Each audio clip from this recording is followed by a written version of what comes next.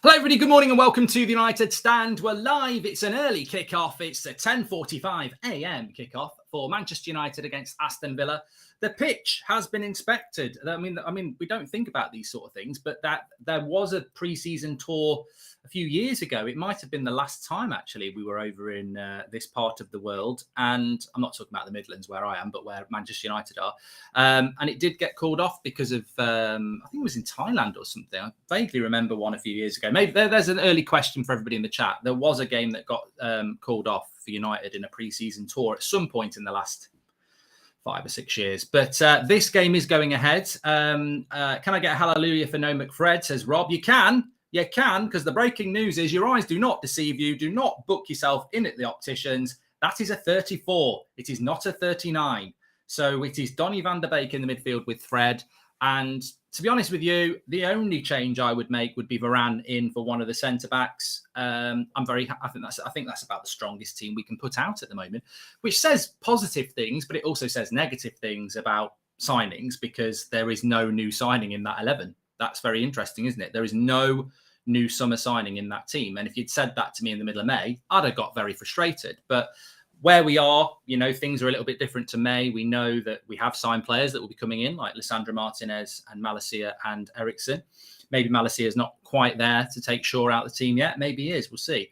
And hopefully we still will buy a couple of more players. But it's interesting, exciting to see Donny van der Beek because I really do think that this game is massively important for United. I'm a little bit worried about the pitch. Hopefully that won't impact too much. AM says, I love you, Daddy. Okay. And I think that it's without doubt the team that people want to see in the midfield. We're bored of McTominay. We're bored of Fred.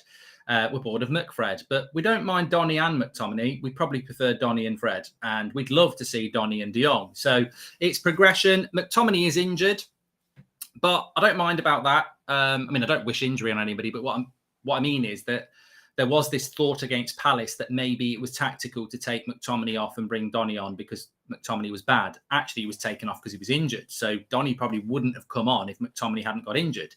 But life is like that, All right, for some reason, Ten Hag wouldn't have brought Donny on for McTominay unless he'd been injured, but he did. And Donny came on and played well. And now he's got an opportunity to start in the first team against our toughest opponent in pre-season. And if he plays well today, it's going to be a real test of what Ten Hag is really all about. Because have we got a manager, which I believe we have, that if you play well, you keep your place? Having said that, many people will say, well, Malacia was very good the other day. Why is Luke Shaw back in? Well, I don't know 100%. I feel we've got a manager that will pick the team on merit, on form. We will find out over the next few weeks, because if Donny plays well today and then McTominay goes straight back into the team, then Maguire's in ahead of Varane. Luke Shaw's in ahead of Malacia, and maybe there's a conversation to be had there. But everything suggests to me that we don't have a manager like that anymore. And we shouldn't have a manager like that anymore, because that would be ridiculously unlucky for us to have a manager for 3 years who picked favourites. And then we get another manager who picks favourites. It's not normal to have a manager like that. And that really would shine a light on different things that are going on in the club where actually certain players have to get picked over people who are better. So I don't think we're going to get into that situation. And I'm very excited to see how Donny performs today. Off topic, but Barcelona have their own way this window. Makes me want us to pull out the De Jong deal. Connor, I will talk about that in a minute. Stunning news coming out in relation to Barcelona this morning. Alfie Davis says, hi, Mark. If we don't get De Jong, we'll be able to get another midfielder, do you think? I don't think so, Alfie. I think it is De Jong all or nothing. And Dee says, hi, Mark. Please wish Shahin a good morning. Also, I beg you to ask him to back the beef in Call of Duty Warzone. He just runs and camps in the toilets. Oh, dear. Shahin, you are basically being outed as a coward on Warzone.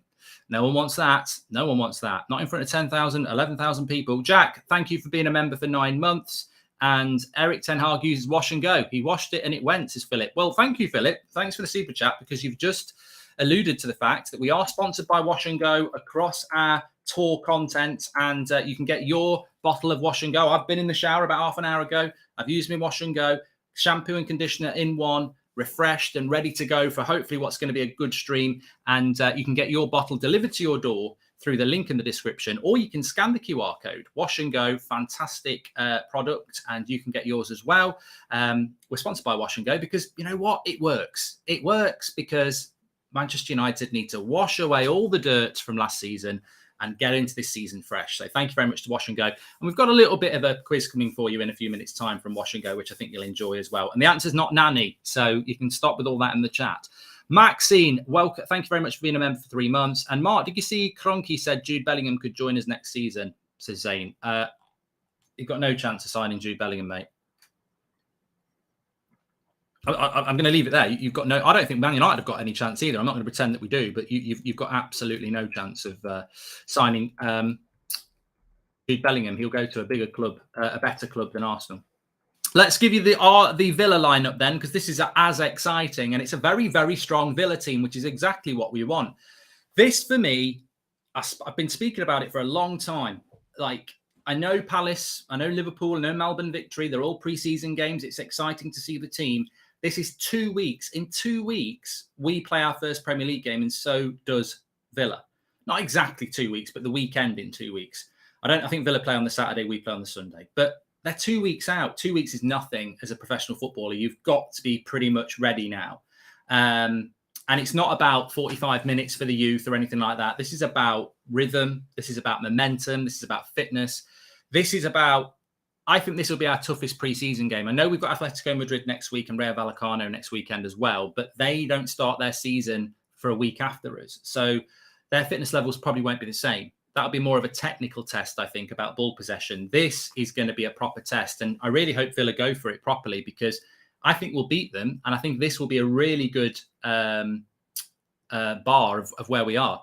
So their team is Martinez, obviously his first choice, Matty Cash, Diego Carlos, who is their new signing, Mings, who is their captain, and Digne. So a strong back five. Ramsey, who I was very impressed with last season in the midfield. Kamara, who I really want to take a look at, because I think we could have maybe gone for him. And let's keep an eye on him. McGinn, so strong midfield. And then Coutinho, Watkins, and Ings. So they've got a very, very, that's a very strong Villa side, and it excites me. It does excite me because, I do think that, there's no weakness in that Villa side. In essence, they've not left players behind. So I think we'll get a good test out of this. And I think when you're looking at the back four, when you're looking at the midfield, and you're looking at the front three, and De Gea, when you're looking at the whole team, if they perform well today, it's on merits, because it's against a good opposition 2 weeks out from the start of the season. Do you think the club should still be looking to buy Anthony, even if Ronaldo stays, since he will probably leave on the free next year? Yes, Logan, I do. I think we desperately need to buy another forward, regardless of what happens with Ronaldo. I still don't understand how Barcelona is signing players after their behaviour towards De Jong, and how come players are willing to go there. Says Shravan. McTominay has picked up a knock. Apparently, that's why Donny starts. Says Adam. Yes, that's correct, Adam. And Jar Jar Binks has been a member for 2 months. Thank you very much. If you want to join the members club, you can click the join button. Thanks very much for supporting the channel. So, very, very strong Aston Villa side on a pitch that's a little bit dodgy. I will admit the pitch is a little bit dodgy. We'll have to be very, very careful on it. But Ten Hag has actually come out and spoken about that. He says the pitch is not that good.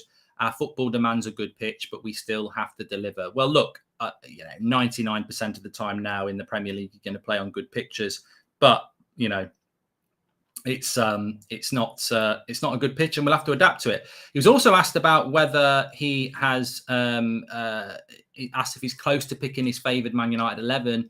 He says, I'm not talking about starting 11. We have to construct a squad, and from there we can pick the starting 11 to start the games depending on the opponent. So that's quite a good conversation point there from Eric Ten Hag. He says, it's a wonderful stadium. It's a pity that the pitch is not that good, because our football demands a good pitch, which I've spoken to you about. But you still have to deliver. So I demand a good performance from our team. I'm quite nervous about this game, to be honest with you, because, if it was McTominay and Fred, I'd probably be a little bit like, we'll probably get dominated in the midfield. But there's the Villa team that just went up on the screen there. That's the current state of the pitch. Love the show, says Aditya, and the channel. Keep up the great work. If we get Frankie and Anthony and Ronnie stays, what are your realistic expectations? Well, my realistic expectations would be the same as what I said in May before we bought anybody.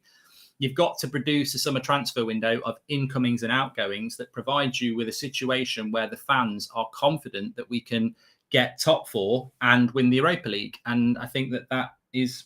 Look, I'm really looking forward to this game today. I really am. You look at that Villa side and you go, well, look, that's strong. It's way stronger than that Palace side.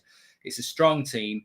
I've just had a message from a Villa friend Aaron, he says Villa putting out our best 11 should be a good test for both. That's from a Villa fan. So there we go. Yeah, lovely. I'm looking forward to it. James Flynn, welcome to the Members Club. So, yeah, I'm excited. I think, as I said, I've been saying it for a few days now. I think this will be the biggest game of our pre-season. That's not taking anything away from the previous games. But if the front three perform today, I would be very excited. If we win and play well today, I would be very excited about the start of the season. But I would also remember that even if we win 3 or 4-0 today, I think there would be some fans who start going, oh, it's going to be a great season. I would say, heed the words of Eric Ten Hag. You cannot get in the top 4 with that team. And people will go, oh, what are you on about? Being negative. No, you cannot get into the top 4 with that team. You get into the top 4 with a squad. You look beyond that team. What's the team? You know, you take Donny out, it's McTominay. You take Martial out, I don't even know who plays up front. You take Sancho out, it's Alanga. You know, all right, I think at centre-back we're strong. I think at right back, we're not. At left back, you've got Malacia. We need way more. So what I want to see today is a good performance, and I'm expecting that. I'm going to predict we're going to win 3-1 again. But I also want to see, when we get back over the next 2 weeks, some real recruitment coming in, which I want to talk about now. Happy Saturday, Mark. Good vibes. My wife is on a long day, and I get to watch you in peace. Don't forget the F1 qualifying, Thomas, if you're into that this afternoon. Do you understand Ronaldo? He wants to continue to compete and win titles in the last years. You supported him, understand him, or Ronaldo, the egotist, is leaving us, says Zinedine. And Massimo's been a member for 8 months. Well, look, I want to just say one thing as well. Please do subscribe to the channel, bottom right-hand corner. We are on the road to 395,000, on the road to 400K. So let's push it this morning. Make sure you subscribe, bottom right-hand corner, and share the video. There's a share button as well. Let's see what we can do today. We could hit 1.4 million subscribers today. It'll be hard, but we can do it as a community. So please subscribe and share. Car2 says Koundé is gone. I just want to say in relation to that, that it's interesting that, that I just cannot understand how. Look, I did a video on That's Football last night, and I was very reluctant to do it. But Dorothy, you still there a minute? Can you just cover me for 30 seconds? Yeah, right. Yeah. I'll only be 30 seconds. 1 minute. I'll come back and cover that point, which I was talking about, which was Koundé. I just want to go and go do something. 1 minute. Morning, everyone. How's everyone doing? So let's have a look at the current state of the pitch right now, because Ryan and Adam are currently at the Perth Stadium. So as you can see on Twitter at the moment, there has been a heavy downpour. I think there's been quite a few actually at Perth. There's been a couple of pitch inspections. I know Simon Stone also said it was unlikely. They thought the game was going to go ahead with about an hour to go. But after the pitch inspection, it does look like it's going to go ahead, and the ref has given the green light. So it's good. We're going to see some football. Hopefully no injuries. If we go to the starting 11s, which obviously Goldbridge has already spoken about. Oh, you're back now. There we go. I don't have to go through the starting 11s to cover. All right. No, I just wanted to I had to go and sort something, which I can now do, which is the wash and go thing. But before we do, actually, I want to talk about Koundé and Barcelona, because basically I was told last night, I did a video on That's Football, that Koundé was going to go to Chelsea. And I spoke to somebody that I was speaking to before who's nothing to do with United. So this is completely Chelsea stuff. I knew Raheem Sterling was coming to Chelsea way before anybody else. And, you know, there's bits about Chelsea I've known over the summer that's been quite good. So I said to them, look, I'm about to do a video on That's Football about Koundé to Chelsea. But I've been in this position before. Like, Barcelona will make him wait and they'll get the deal done. No. This is done. Look at what Romano's just tweeted. This is final stages. He's going to Chelsea. And I'm like, okay, I'll do a video on it. But even in the video on That's Football, I said, I wouldn't be surprised if Barcelona still came in. Lo and behold, Barcelona come in and get the deal done. And I've said this before. They are absolutely, this summer transfer window will be the Barcelona summer transfer window. I don't like it. Barcelona fans must love it. I mean, in a way, I wish it's very annoying, but imagine if Barcelona was Manchester United, you'd be bloody loving it. I mean, whatever you say about Barcelona and how immoral it is or how annoying it is, you can't argue with the fact that that club is trying to be a football club. They are trying to get all the best players. They are dominating the transfer window. I mean, Chelsea have won the Champions League more recently than Barcelona. I'd say Chelsea are a better team than Barcelona. and yet they've lost 2 players to Barcelona who can still just go, we're Barcelona. And no player looks at it and goes, this club could be bankrupt in a year. You know, they just go, it's Barcelona, I'll swim there. So, look, fair play to Barcelona. They've done really, really well. As I said, they've got more fingers in more transfer pies than the British Bake Off. And they seem to be pulling more levers than a pinball machine. But it's working for them. It's working for them. I feel badly for Chelsea. As I said last night, I think Koundé and Koulibaly is better than Rudiger and Christensen. So they've worked a good situation there. But it's the second time this has happened to Chelsea. They agreed a deal with Rafinha, he went to Barcelona. They've agreed a deal with Koundé, he's gone to Barcelona. It must be massively, massively frustrating. But it might benefit us because the more Barcelona spend and the more wages they offer, and let's not forget, Koundé was offered a big wage packet by Chelsea, and Barcelona must be getting close to matching that. The more they spend on wages, the more that wage bill goes up. And that's the problem with Barcelona. They can pull these levers, and we're talking De Jong now, they can pull all the levers they like. They can, look, if I've got a mortgage and my mortgage is too much, so imagine my mortgage is £5,000 a month and I'm earning £2,000 a month. Every month I'm in trouble. I'm 3,000 down, no matter what I do. I can get an OnlyFans, but that's not going to make me more than £5.50. So I'm in trouble every month. So I pull a few levers, financial levers, and somebody goes, oh, there you go, Goldbridge, there's 10 grand. And somebody goes, there's 50 grand. And suddenly I've got a load of money coming in and I can pay my mortgage. But in about 5, 6, 7, 8 months, however much that's going to last me, that money's gone and the mortgage is still there. And this is what I'm saying, that Barcelona fans don't seem to be able to grasp, some of them. You can bring all the money you like in the world, but if your outgoings are still consistent, you can't clear a lot. Like United could clear the debt. If our debt's 500 million and someone gives us 500 million, you clear the debt, you don't have to pay your debt anymore. But Barcelona can be given all the money they want, but you can't clear wages because wages come out every month. You know what I mean? You can't, somebody actually said to me the other day, well, just use the money we've got to pay the wages off. Well, that's great for 1 month, but what about the second month? What about the third month? The whole point of wages is they come out every month. They've got to reduce that wage bill. Doesn't matter what they're doing with levers. And actually, all they're doing with levers is buying players, which makes their wage bill go up. So this could be good in the case of Frenkie de Jong. It definitely could be good in the case of Frenkie de Jong for Manchester United, who apparently is not very happy. So Chelsea's loss could be Manchester United's gain, although Chelsea might get really pissed off and just go and buy de Jong now. You just don't know. Do you think that Ronaldo will be sitting at home watching the style of play by Ten Hag, says Alistair? I would hope that Cristiano Ronaldo is watching, but it depends what his mentality is like. He might be in a position where he's like, I don't want to play for United, I don't want to watch them. Barca proper football club, and here we are, cap in hand for de Jong begging it, says Kevin. Yeah, I don't like that. I don't like that scenario at all. Anyway, let me just do this. This is what I just want to get. So today's show is sponsored and supported by Wash and Go, as I've mentioned before. 2-in-1 shampoo and conditioner. You can get it delivered to your door through the link in the description, or you can scan the QR code with your phone. As I'm sure you guys are all aware by now, Wash and Go is the best and most cost-effective way to get clean, strong and healthy hair. And I know that because it says it on the bottle and I use it. Now, because the lads are down in Australia, Wash and Go wanted to see if the United Stand audience could guess which Manchester United player with great hair I am describing here. There might be an extra clue in what I just said. So here we go. Can you guess which lush-locked United player I'm describing here? So I'm going to read out these clues. I was born in Liverpool, but not the rubbish one in the UK. I played 207 Premier League games in my career, but only 26 of them were actually for Manchester United.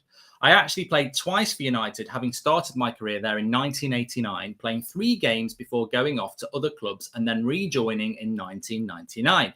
At United, I won the Premier League and also the Intercontinental Cup. My hair was so nice that I had a Facebook page dedicated to it. Who am I? So there you go. You can get in the chat. Let's see if anyone can guess this one. If you want to have amazing hair like this person, then Wash and Go have a bit of an offer going on at the moment on their Amazon page. If you buy a multi-pack of their classic or sport products, then the price of each bottle works out at less than £1 each, which is pretty unbelievable value for money.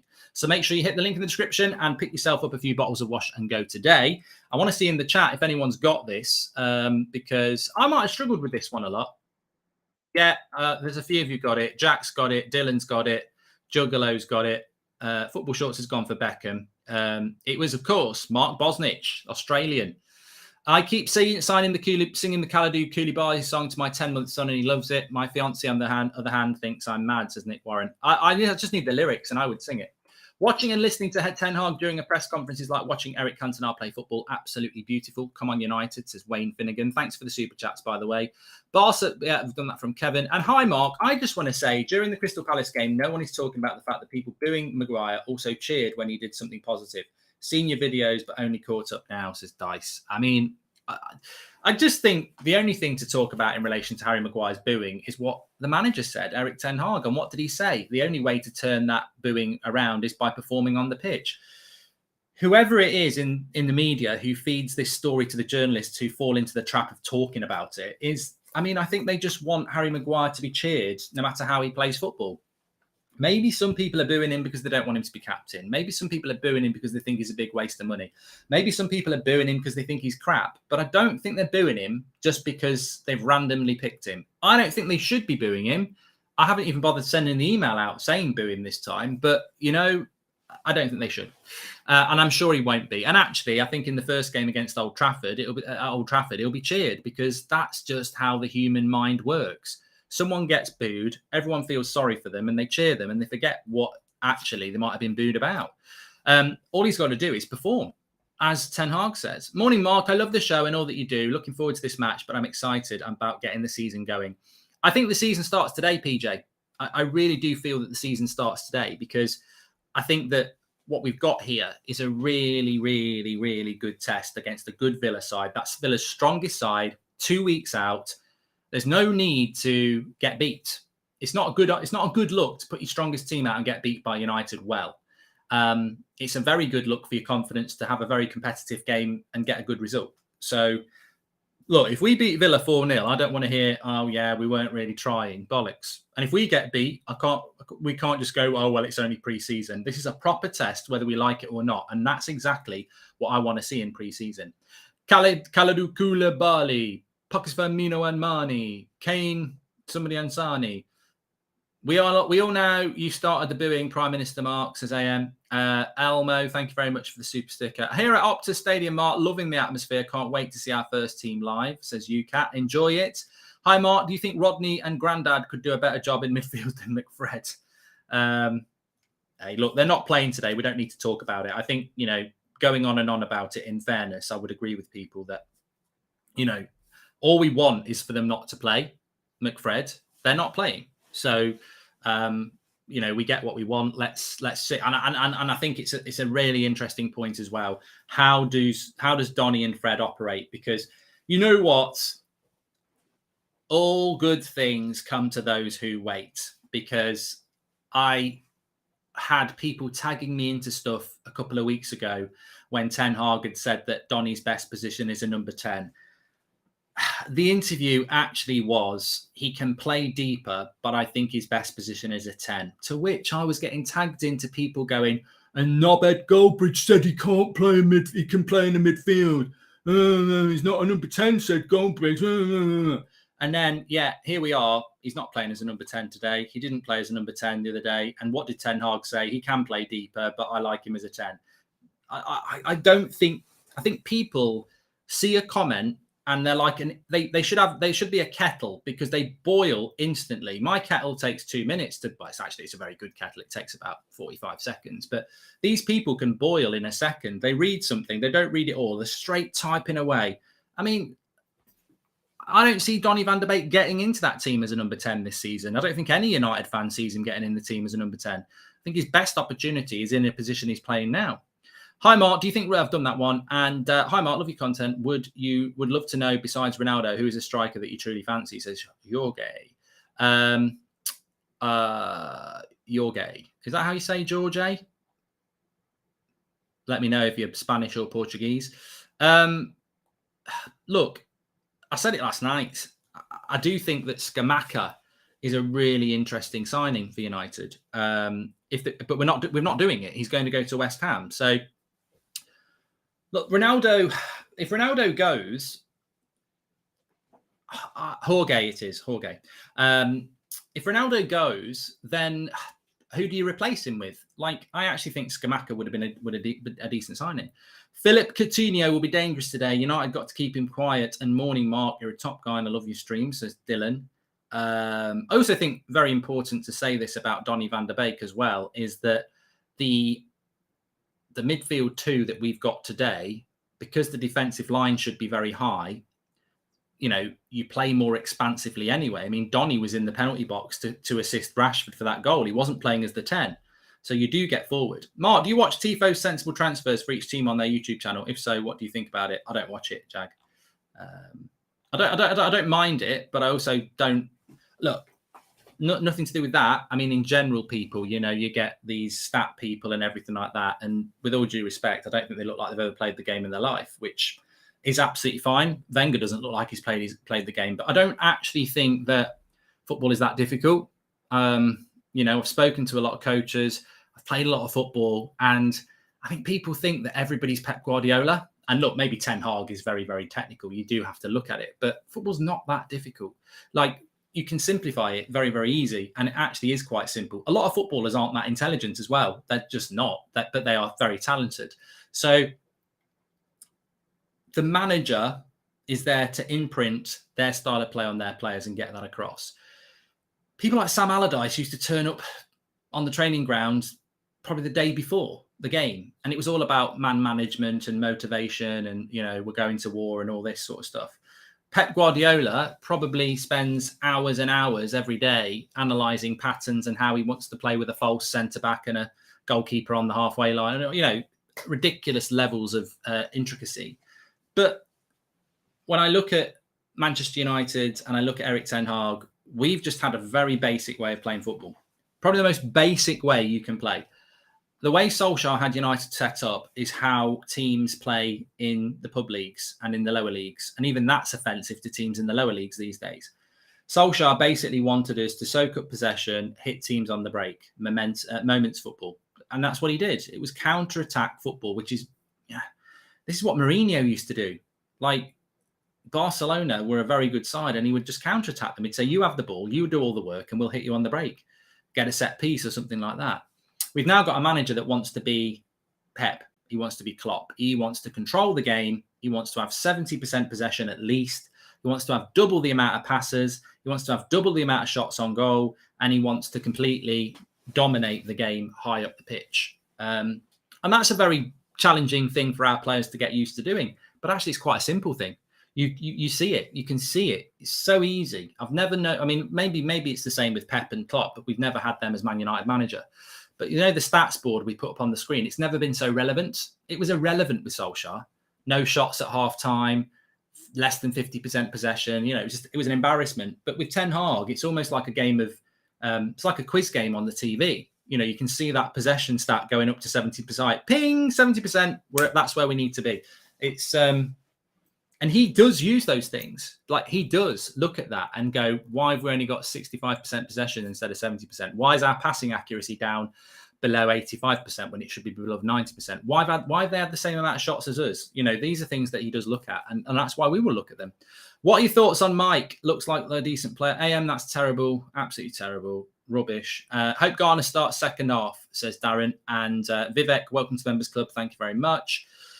Hopefully a positive Goldie today. I'm tired of your justifiable negativity, says Ozzy. When have I been negative? Don't wind me up. I've not been negative at all. So 5 minutes, we'll put that in. It's about the structure, Mark, says Chris. We've got Rob Dawson, who's going to be on talking about the game in a minute, out with Adam. But remember, I had James Ducker before the game. On the Palace game. So we've got Rob Dawson who's talking to Adam. We'll put that up for you in a moment as well. Can I just say as well, please subscribe to the channel, bottom right hand corner. We are closing in on 1.4 million. We probably won't hit that today, but we're only 400 away from 395,000. So please subscribe, bottom right hand corner to do that. Free to do it. Click the button, bottom right hand corner, subscribe.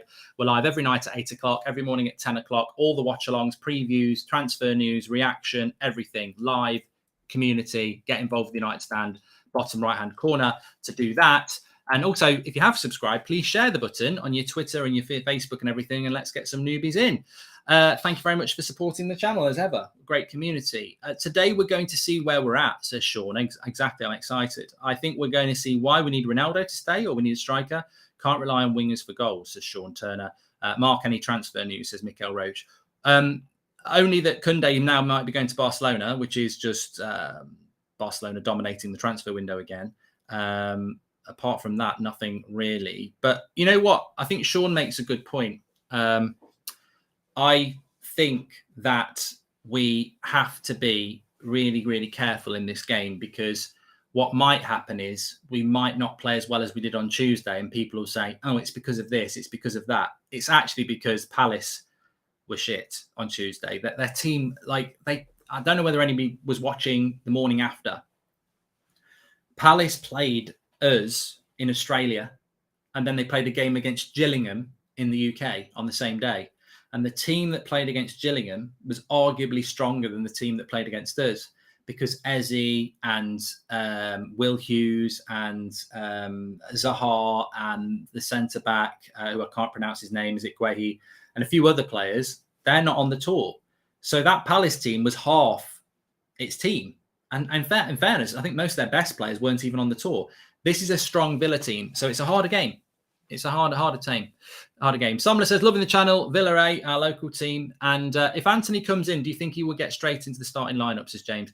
I think any player that comes in or comes back now may not go straight into the team. I don't think Ronaldo will start against Brighton if he comes back on Tuesday. I don't know that. I think Lisandro Martinez has got the best chance. I think he will go straight in. But I think any new signing that comes in is not going to be in training in time. So I don't think Anthony or De Jong would be going straight into the team. I'm going to watch Reading versus Brighton. Let's hope Paul Ince comes with the win, says Bradders. And Mark, starting Lindelof and Maguire ahead of Varane has something to do with his fitness, or does Erik ten Hag see him, Varane, as a backup, which is worrying, says Vivek. That's a great question that I can't answer. Look, let's use the collective here. If you've got Lisandro Martinez, Harry Maguire, Lindelof and Varane, everything in my body and brain says Varane has to start. He's the best centre-back of the lot, because everything in my body and brain knows that Varane is the best centre-back that we've got. Whether it's his Wikipedia page or his actual ability, he is the best centre-back that we've got. So it's not just about Maguire, it's about Martinez and Lindelof as well. Varane should be the first centre-back on the team sheet. He is the best centre-back that we've got. Why he's not playing, I can only agree that it has to be fitness reasons, but you just don't know. But I cannot imagine Jurgen Klopp or Pep Guardiola picking Harry Maguire or Victor Lindelof ahead of Rafael Varane. So it has to be a fitness-related thing. But we will find out, won't we? We will find out. I certainly don't think Varane playing on that pitch is a good idea today. He's only just come back from an injury. It doesn't look like a very good pitch. United is failing in multiple verticals in the transfer window. We signed Eriksen and Martinez a week ago, and they are still not part of the team, says Mohet. They're still not official yet. We still haven't got the official paperwork through for Martinez, and I don't know why. I don't know what's going on with Eriksen. I mean, Eriksen is official because he's done the quotes, but we've not had the quotes from Martinez yet. In your opinion, how many years until we see a player on over £1 million a week, says Salim? It's not something that keeps me awake at night, Salim, but we're probably not that far off, probably sometime in the next decade. Jay said, I think American footballers are on that, and their season's ridiculously short. I mean, the American football season is September to Christmas, really, if you don't make the playoffs. Jay says, Barcelona taking the piss out of the entire transfer window, make themselves most hated, pissing off Arsenal, Chelsea, United, Bayern, says Jay. Shaw has had 14 assists for his 8 years. I think Malacia will be key this season. Love the content, says Malavia. Look, you know what? All I want to say about that is that I just don't want to see a situation where where fans are, having an issue that, they don't like Luke Shaw. They don't like Lindelof. I think we've got to be a squad, and, whether we agree with things or not, we've got to just trust this manager, because otherwise we're starting on the wrong foot. I think the main thing is that this is a strong Villa lineup, and I'm looking forward to seeing how it goes. What we're going to do now is we're going to get our thoughts from Adam, who's in the stadium, with Rob Dawson, I think, if we can do that draw. Is that all right? I think we can. It's coming up now. Hello everyone, just here with Rob Dawson of ESPN. We're just looking ahead towards the game. The team news has dropped here in Perth. Rob, Donny comes in, Luke Shaw comes in. We're hearing that McTominay's injured, that's why Donny's in, so you'd expect that just to be a like-for-like change. In terms of the lineup and what you expected from the game, from what you've already seen today, how are you seeing this one going down? It's obviously a big day for Donny. The first time he started on tour, the first time to really impress Ten Hag with the first choice team. So, in terms of the players who are playing, it's a big night for him, really. From the rest of it, I just expect to see the preparations kick up a notch, probably play another 60 minutes with the first team, and then make a lot of changes afterwards. They need to get to the point now where they've got 90 minutes in the legs. I wouldn't expect to see that many play 90 tonight, because we're still quite early in pre-season. There's still a couple of games to go, and we're 2 weeks away from Brighton. But it's in terms of preparation, really. I think the biggest thing, really, looking at the pitch, is that United can escape from here without picking up any injuries. The Leeds players are in our hotel in Perth and said that they played on air last night, and there's a couple of knocks that they've picked up because of the pitch. So I think Ten Hag will be looking at that, thinking that if they can get away with no injuries, he'll be quite happy. Downside of the tour, really, not knowing what the pitches are going to be like, I suppose, isn't it? But you mentioned there, Donny, he's like a chance to get that 60, 70 minutes maybe, or whatever's played here today. Also, Luke Shaw back in the side as well. Do you feel like Luke Shaw is the number one left back ahead of Malacia? Yeah, I think so. I mean, it's interesting that they've signed Malacia, just because I think players, people looked at the squad and thought that we probably didn't need a left back. So it's interesting that he's brought that competition, because obviously Alex Tellers is here as well. I think Luke Shaw is probably, as things stand, the first choice. He's very experienced in the Premier League. He's proven. Malassia's still very young. Never played Premier League football before. So as things stand, I'd think that Luke Shaw is going to start the season as first choice. But it's great that he's got that competition, because we've seen in the past with Tellers coming in that it spurred Luke on to have his best season in a while. Yeah. So hopefully that can happen again. Yeah, guys, and obviously the front three again. We're hoping for more of the same. But they're the key changes tonight. Donny in, Luke Shaw in. Nothing really much around that. Luke Shaw is fit again. Obviously wasn't ready for the last game, and McTominay isn't even in the squad, so obviously a knock there as such. But guys, that's it. Cheers for tuning in. We'll see you after the game with a full roundup of everything that's gone down.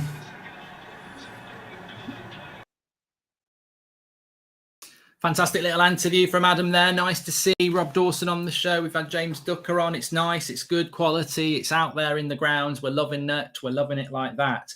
Make sure you subscribe, please. Bottom right-hand corner, on the road to 1.4 million. We can hit 395,000 today. The United Stand, the biggest United fan channel in the world, independent and saying it how it is with you as always. Thank you very much for joining in.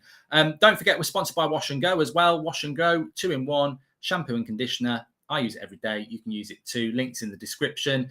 Shipped to your door. You can also use the scanned QR code. How do you see Ten Hag adapting to teams that play 5 at the back? Do you think he'll stick with the 4-3-3, says Ben? Well, interesting question, Ben, but easy to answer. How does Pep Guardiola adapt to teams that play a back 5? How does Jurgen Klopp adapt to teams that play a back 5? He still plays a back 4. He still plays the system he wants to play. And I think we'll see Erik Ten Hag do that as well. I don't think we're going to see a manager. I mean, again, I don't want to talk about Solskjaer, but how many times would he suddenly come up with a back 5 when things were going wrong? I don't think that's what top managers do. I think top managers are arrogant. I think they believe in the work that they put in.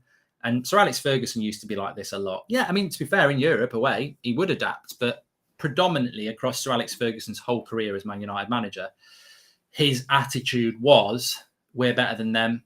Let them do what they like. We're better than them. And there was very few teams that he actually adapted to. Arsenal, in their prime, he respected Wenger, and we would probably chuck Phil Neville in the middle just to clatter a few people. But yeah, predominantly top managers don't want to be adapting to other teams. They want, because that's an admission that they're scared. And you don't really see Klopp or Pep doing it.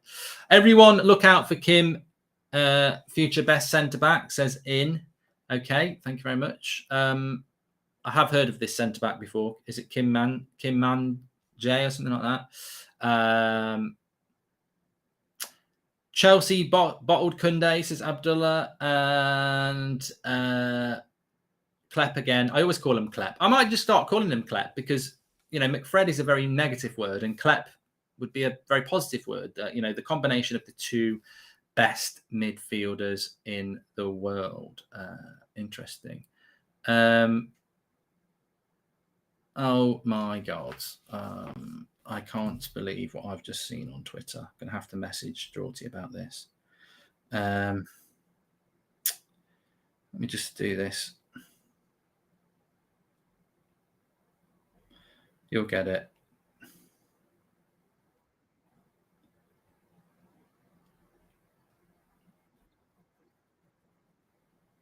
Might be. Okay. So, look, we are, less than 20 minutes away from the start of the game. Do you think Ronaldo threatening to leave is to force United to hurry and buy players so they can be competitive, as he knows the others were crap last year, says David? I'd like to believe that was true. I don't believe that is true, to be honest. Mark, you're the GOAT. I've been watching since 2017. Love from Australia. Jack, don't expose my control of Australia. Just pretend that you're watching from Rochdale. You know, we've got to keep this a secret that I this big conspiracy that I control. I control the Australian fan base. I'm looking forward to progress to India and America before taking over the UK. Come on, United, let's carry the momentum into the new season. And Mark, what score do you think it will be today? Says Dylan. I'm going to go 3-1 to Manchester United. I actually am very excited about it, as you sound as well, Dylan. I think there's a lot of people in the chat sound as well. Very, very strong Aston Villa side. The strongest side they can put out. United, probably the strongest team we could put out. Probably not really. There's probably 2 or 3 players you'd like to bring in. But there's no reason for Villa to be, if we beat them 3-0, for people to say, well, it's only pre-season. I think it's too close to the start of the season. I think both teams are clearly trying to put out the best 11s that they can with what they've got. And the idea of that is momentum and confidence. If United were to get beat here, it bursts the bubble. If Villa were to get beat here badly, it sort of bursts their bubble a bit. So I think we will win. And I think you've got to take it on face value that if we play well and we win well, it's a really big buzz. Look, Villa ain't Man City. They ain't Liverpool. They ain't Chelsea. But if you can beat Villa, you put yourself potentially into the area where we want to be, sort of in that 5th and 6th spot, trying to get in the top 4. That's what we've got to aim for this year. If Villa give us a good game, then we might put ourselves in that sort of 5th and 6th spot where we're looking behind us. So, look, you can't read too much into how the season's going to go off one pre-season game, but you can read into where we are, because that Villa team is quite established now. Gerrard's been there for, coming up for a year. He's brought a couple of players in himself. How they perform against us is going to be a good gauge of where we are. Mark, thank you very much from Jack. Prime Minister Mark, when shall we initiate the booing, says AM. If you are in the grounds now, I want to hear booing now, not specifically for anybody, just a test boo. The only person I would like to see booed is Gerrard, to be honest with you, the kissing camera prat. What's the story with the dates when we play Rayo Vallecano and Atletico Madrid, says Red Devil. So our final 2 pre-season games are, I think some people are quite surprised that we're not playing a pre-season game midweek. And, actually I think it's not a bad idea, because traveling back from Australia, players need some time with their families, and then you build towards the weekend. So I don't think we need too many games. There's also Lisandro Martinez and Eriksen coming back. So by not playing a game, you can integrate them into the training next week. So I think it's a good week of training next week ahead of 2 games. How this is going to work is that we go to Oslo on the Saturday to play Atletico Madrid. And then I think on the Sunday, we play at Old Trafford against Rayo Vallecano. Now, some people are saying, can you play 2 games in 2 days? Well, you play 2 games in 2 days because you play 2 teams in 2 days. And I'm interested to see what Ten Hag will do. Will he play his best team on the Saturday and then his reserve team on the Sunday? Or will he split them and play a bit of one and a bit of the other? Interesting, but we're not going to play. Nobody will play twice in 2 days. That's just not going to happen. So, yeah, but look, that's the end of the preseason. I as I said before, I don't see Atletico Madrid or Rayo Vallecano being as big a test as this today. On paper, this is the bigger test because Atletico Madrid and Rayo Vallecano don't start for another 3 weeks. We start in 2 weeks, and this is a Premier League opposition as well. So fitness level should be absolutely the same. Lucas has just come out with Brighton is 2 weeks off, but Martinez is still not official, so Maguire could be partnered by Lindelof. Man United want to play a high line, but there is little pace between those two to recover. Bayer executed a fine recovery tackle on Rashford in training. That sounds like a thought from Samuel Luckhurst. It doesn't sound like there's actually a point to that. It just sounds like an observation more than a statement. But yeah, I mean, Eric Bailly. Look, I think on Eric Bailly, I'm more than happy to talk about this because I know there's a lot of people in the chat that like Eric Bailly. On Eric Bailly, he's way more suitable to Manchester United's way of playing a high line than Maguire and Lindelof because of the recovery pace. He's well suited to that. The problem with Eric Bailly is he cannot afford another season being 4th or 5th choice centre-back when he probably should be fighting to be first choice. We've all said this for 3 years. There's one or two people who disagree. I know Ricky doesn't think that Eric Bailly should be a first-team starter over Maguire and Lindelof. I personally have thought that.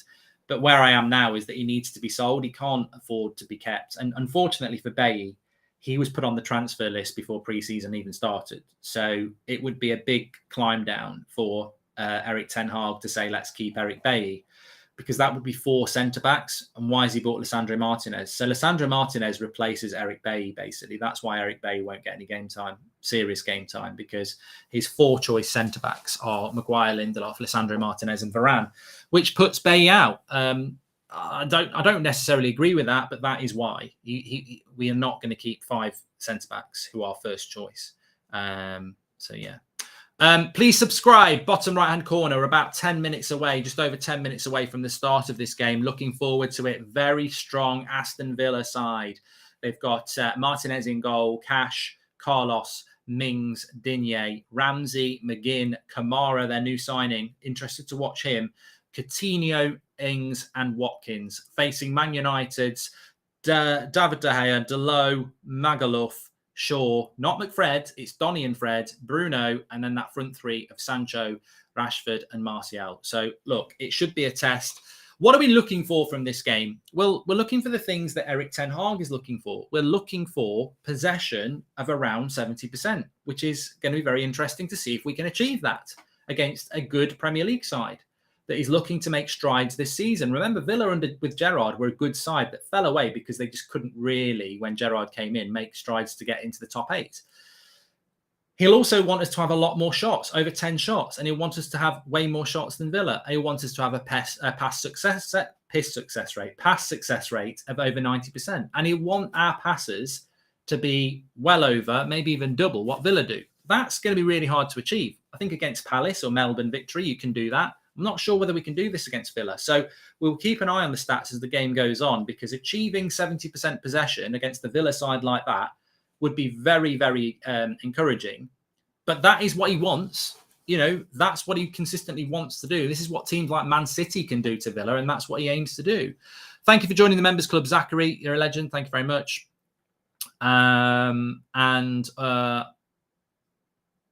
Phil John said he had 100% piss success rate last night. I don't know how you define that. I mean, it's hard to have a piss accuracy rate of 100% if you don't put the toilet seat up. That's what I would say. Mark, I promise that I'll be playing the friendly next match. The Atletico match is Cristiano Ronaldo, but there is a small chance to play. I'll be starting for Atletico.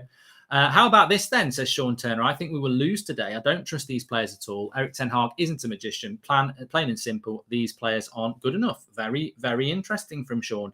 And I think that's the cliff edge we're on. This is exciting, isn't it? Because I don't really think we have been tested yet. It is only pre-season, but I don't think the teams we've played in pre-season have been as strong as us.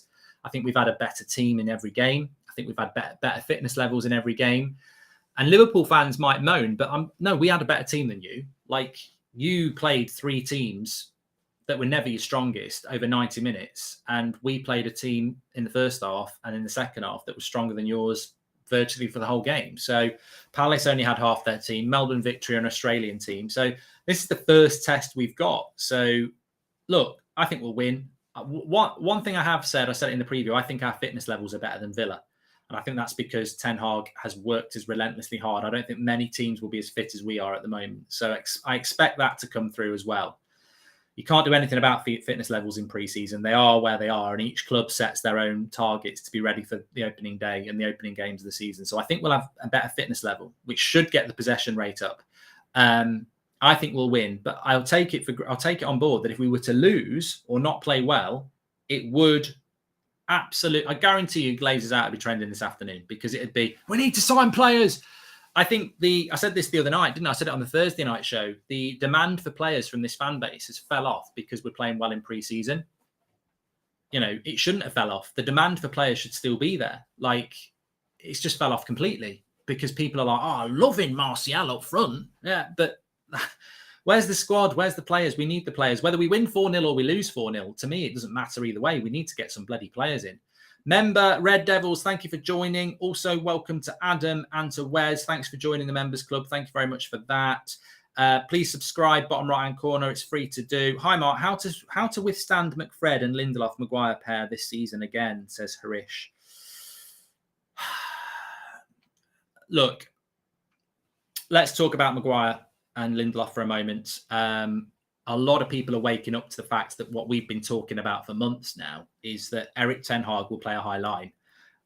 Maguire and Lindelof do not like a high line. They don't. It's like me when someone puts mango on my plate. I'm just like, I don't want to go anywhere near that. And Maguire and Lindelof don't want to go anywhere near the halfway line and be left on their own. Now, what happened against Palace is that the work rate of Delot and Malacia was ridiculous. They were getting forward as inverted fullbacks, but then they were getting back to help out Lindelof and Maguire so they didn't get exploited for pace. That puts a lot of work rate and a lot of strain on your fullbacks to do that constantly. And why are they doing it? Why are they having to leg it back quickly to help Lindelof and Maguire? Because they're not quick. So basically, our fullbacks are compensating for the lack of pace in our centre-backs. Now, if you contrast that with Ajax had Timber and Lisandro Martinez, who basically covered the flanks and said, go forward. So our fullbacks against Palace were legging it back to cover the flanks and cover the centre-backs. That's not what Ten Hag wants. He wants his fullbacks to be able to stay forward a lot, and he wants centre-backs who go, stay forward, I'll cover you. But obviously, Maguire can't say that to Delot, and Lindelof can't say that to Shaw, because if they cover the flanks, we end up in a situation with Melbourne Victory where we get done for pace and it's 1-0 or 2-0 or whatever. So I think long term, you've got to start working a situation where one of those centre-backs can actually cover pace. And obviously, Lisandro Martinez is going to come in for Lindelof. So Maguire might survive. It might end up being Martinez and Maguire, but Lindelof and Maguire can't survive because ultimately Erik ten Hag knows better than I and you that that centre-back pairing cannot provide the platform that he wants, which is he cannot get his fullbacks to keep running back to cover the centre-backs because that is contrary to what he wants to do. His centre-backs at Ajax, and the reason we've been talking about this for weeks, is you've got to be able to cover your flanks, which is why Maguire as a left-sided centre-back never would have worked. How do you cover left-back when you're a right-footed centre-back? You know, you need that balance. You need that mobility. You need that body shape. So Maguire and Lindelof for the moment has to be because Varane's not fit to start, because it would be Varane and Maguire today. It's one thing to say that Varane's... I don't know why people are saying that Varane's been dropped for Maguire, because he hasn't. If anything, he's been dropped for Lindelof, which is even more ludicrous. So Varane's clearly not fit at the moment, but there will be a change to that centre-back pairing. Theory, Ronaldo isn't vaxxed, so protecting his brand, says Chris. Hope Donny has a good game, mate. Hope he scores or assists, says Wong. Great opportunity for Donny van der Beek. Massive opportunity for him. Yes, it's come around because of injury, but, you know, there's so many stories that have been written like that. Let's see what he can do today. Solid, thank you very much for the super chat. Oh, I found a way out. Just deep breathe in and slow breathe out every time they get the ball, says Harish. Accidentally woke up at 2:30 a.m. here in California. Found out it was the perfect time to take my antibiotics and that Man United are playing right now, says Joe. There you go, Joe. Well done, everyone who's getting up early in the morning. This is probably going to be the best preseason game. Even if it's a crap game, it's still a good game because it's a challenge. So, you know, it is a challenge. And we will see. We'll see what happens with that.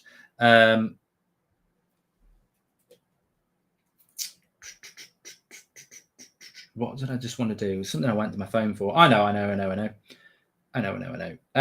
We're 200 subscribers away from 395,000. Let's see if we can hit it before kickoff. We've got 5 minutes to the start of the match. Please subscribe, bottom right-hand corner, United Stand, get involved, and subscribe, bottom right-hand corner. Boney M says that Maguire's been booed again. I don't believe it. I don't. And if he is being booed, it's pantomime. Hi, Mark. It's my 40th birthday today and would love if you could call me a Pratt. Love United Stand. Get that win, says Solid Blake. Happy 40th, mate. Hope you have a cracking day.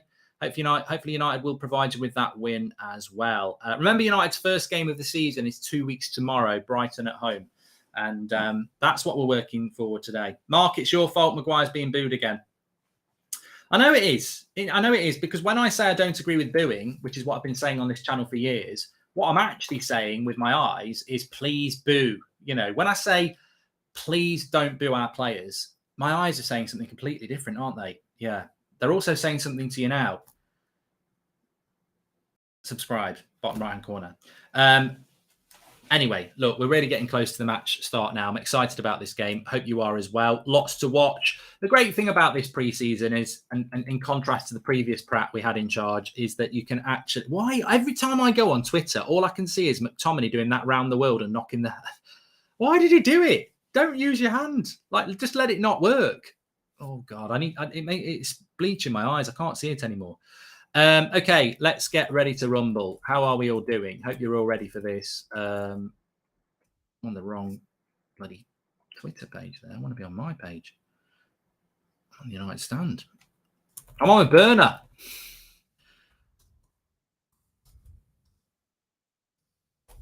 I don't actually tweet off United Stand. I just have access to it.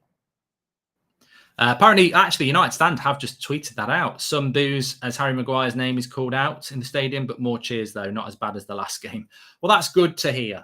Good. I mean, I don't get to hear any of it anyway because I can't be bothered to listen to other people's commentary. But at least we still have the Bangkok Century Cup, says AM. Bangkok Century Cup winners. You'll never sing that. You'll never sing that. Do we win a trophy today? Warm-up's complete. Kick-off next. There you go. Donny's on the screen. Let's see what he can do. Don't forget, Wash and Go are sponsoring the stream and the tour. Bottom right-hand corner to subscribe, but link in the description or scan the QR code if you want to get yourself some Wash and Go. Adam Richards, thank you very much. Also available in all good supermarket outlets as well. Hi, Mark. My first super chat. You're a legend. 4-0 United, says Alphonse. I hope so. I hope we can deliver something like that. Players are on the pitch now as Goldbridge moves to the screen, the big screen. Let's get it up. Let's get this party started. Yeah. So look, all aspects of this. I mean, there's just so much to discuss. All aspects of this. Remember, it's not just about. It's not just about how Donny performs. It's about how someone like De Gea performs in relation to his distribution. Billy, thank you. Welcome. Thank you for being a member for 40 months. Bloody hell, Billy. That's massive. I worry about Maguire's passing intelligence at the high line, then getting caught, says David. I mean, yeah, look, I've got to say, a lot of people wanted to try and give Lindelof and Maguire the same score as people like Delo and Malacia last game. And I thought, well, why should Lindelof and Maguire get the same score as Delo and Malacia when Delo and Malacia are going back and forth like a yo-yo into enemy territory? Like Delo and Malacia are passing the ball and moving the ball around in the final third where it's very difficult to do it. Lindelof and Maguire are passing the ball about under no pressure. Like most of the time, they had no pressure. So I feel that the fullbacks were massively part of why Maguire and Lindelof had an easier game on Tuesday. I really did notice how they worked back to compensate for their lack of pace and supported them. And I suspect that will happen again. So I wouldn't fall into the trap that Maguire and Lindelof can play a high line. They can play a high line if their fullbacks get back and support them for pace. But if they're left on their own, which is what actually Ten Hag wants to do, and I don't think he can do at the moment, therefore, I don't think we actually are seeing the real United. What I'm saying is there's more gears to go through fitness and fluidity, but I think there's more gears to go with Ten Hag in relation to style of play, because when you can actually say to your fullbacks, you don't have to bust a gut to get back every time the team attacks because they've got recovery pace themselves. What you want to do is you want to get to a situation that, you know, all the great teams did, and we used to do it with Rio and Vidic, where those two centre-backs saying, look, we'll deal with two strikers. We're not bothered. We'll go 1-for-1 and we'll win that battle. There is absolutely no way in a million years Maguire and Lindelof could be left against Watkins and Ings tonight on their own. No way. You just can't do it. I love you, Mark. Watching with matchsticks in my eyes in Houston. Thanks for all you do, says Beryl. Well, I'll try and keep you awake, Beryl. Not in that way. I'm going to keep you awake all night with some good, exciting updates. Morning. What are we looking for from Ten Hag management-wise? Any loose ends we want to sharpen ahead of the other friendlies, says Treble. I think it's just progression and fluidity and chemistry. That's what we're looking to build, yeah. Let's kick Gerrard and his team in the butt. Nice to close off the Aussie tour 4-0, says Dale. Thank you very much, Dale. Hope you're right. Please do share the video. There's a share button below. Share the video, smash a like, and of course, please do subscribe. Bottom right-hand corner. United in their white kit, which is interesting because I had heard that we were going to reveal the third kit today. So they've obviously changed their mind about that, because the third kit is apparently similar colours to what Perth colours are. Is it, I don't know, yellow or something like that, or gold or something like that? But they've not. They've gone with the white kit. So it's obviously not selling as well as they need it to. So get those kits going. It's raining. It's raining. I can see it on the screen. And the pitch is a bit dodgy, but we're ready to go.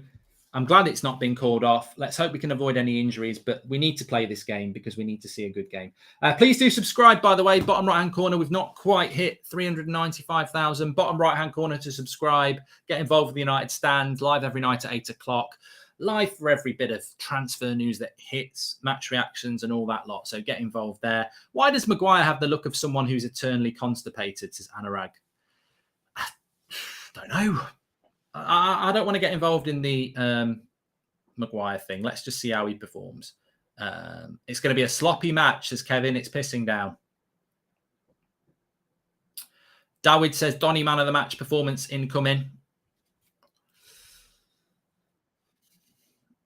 All right.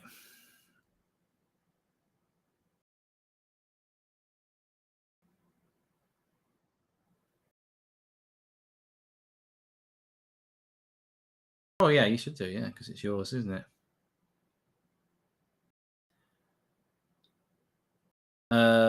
Gerard's got a smile on his face. He's probably seen a camera he can snog. Tell you what, being his wife must be horrible. Every time you see a camera, you think, is he going to shag it? Joshua says, do you think Eric Ten Hag is a good enough coach to take the current player to another level? I hope so, Joshua. I do hope so. Gary McAllister. He's happy. He's having a clap saying, come on, lads. He's excited. Here we go. 10. They do a countdown for kickoff here. I quite like it. People like the Gerrard thing there. Oh, yeah. Talk about cameras and Gerrard. I wonder if he has a fetish for certain ones. You know, like some... There we go. We're off. You know, like some people like people with blonde hair or, you know, redheads or stuff like that. I wonder if Gerrard... sees a Sony camera and goes, oh my God, I've got to kiss that one. But he sees a Canon and he's like, well, after a few pints, I might go for that. Prime Minister Mark, give me the signal to give Slippy G a 2-footed slide tackle, says AM. No physicality, just booze. Booze for Gerrard today. So we started off, to be honest, I'm not happy about these kits. I mean, light blue against white. Okay, now. That's just a bad kit choice there.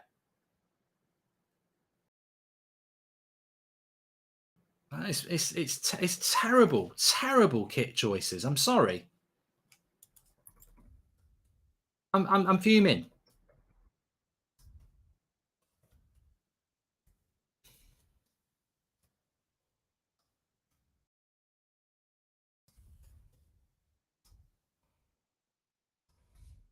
It's just bloody ridiculous, isn't it?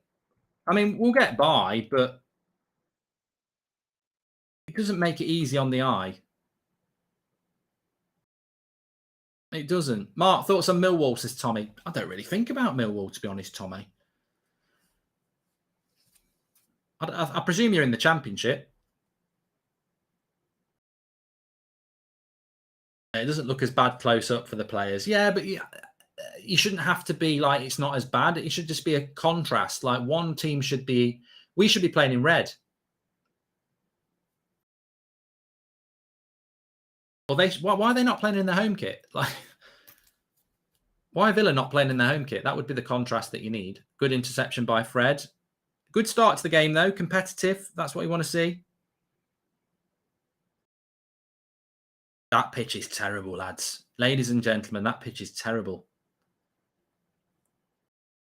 It's not good. Good play by Villa here. Cross comes in. McGinn heads it. They're in the box. Villa. Fred. They wanted a penalty. It's not been given. Can they do it on a cold, rainy night in Perth, says Arve? Well, here's Sancho. Game needs to settle down a little bit here. Pitch is rough, says Ryan. It is.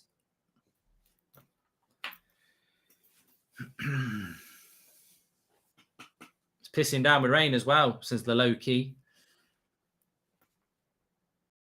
To Luke Shaw there.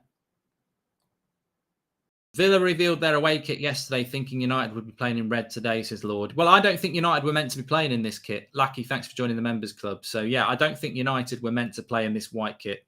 I'd been told that last week that we weren't going to play in that kit. So, was this a penalty? Yeah. 100%. That was a penalty in the Prem. Fred's very lucky there. It's a pre-season friendly. It doesn't matter. But yeah, United were meant to be putting out the their third kit today, which would have been a lot better because I think the third kit's bright yellow. I think it must be a cricket. Is it a cricket pitch this as well? Yeah, it is. Yeah. But Villa have started quite well. Keep an eye on Kamara, number 44 for Villa. That was a player that we were offered and said no to in January. I don't know whether Ranić said no to him. I don't know because Ranić wanted Zakaria, but the club did say no. So keep an eye out for the number 44, who literally is playing as a holding midfielder for Villa. So we will not play with a holding midfielder under Ten Hag, but it would be nice to have somebody who can play it. Here's Bruno down the right-hand side, and he wins a corner there. Harry's legging it up like a magnet. Kamara tackling Bruno.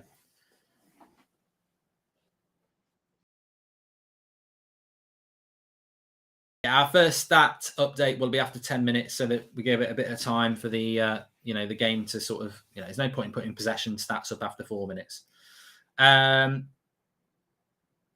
Corner comes in, and I think it's another corner there off McGinn. Or is it?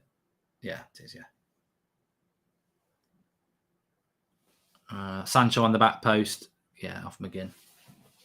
So, yeah, interesting first 5 minutes. Game's not really got going yet, but I do think it was a penalty on Coutinho by Fred. You're never going to get that in pre-season. You're going to need VAR, but it was a bit of a clumsy tackle. I don't think you'd get away with that in the Prem, but Luke Shaw with the corner, Maguire with the header, and a save by the keeper. It could have been 1-0 there. Should have scored. Free header. 6-yard box.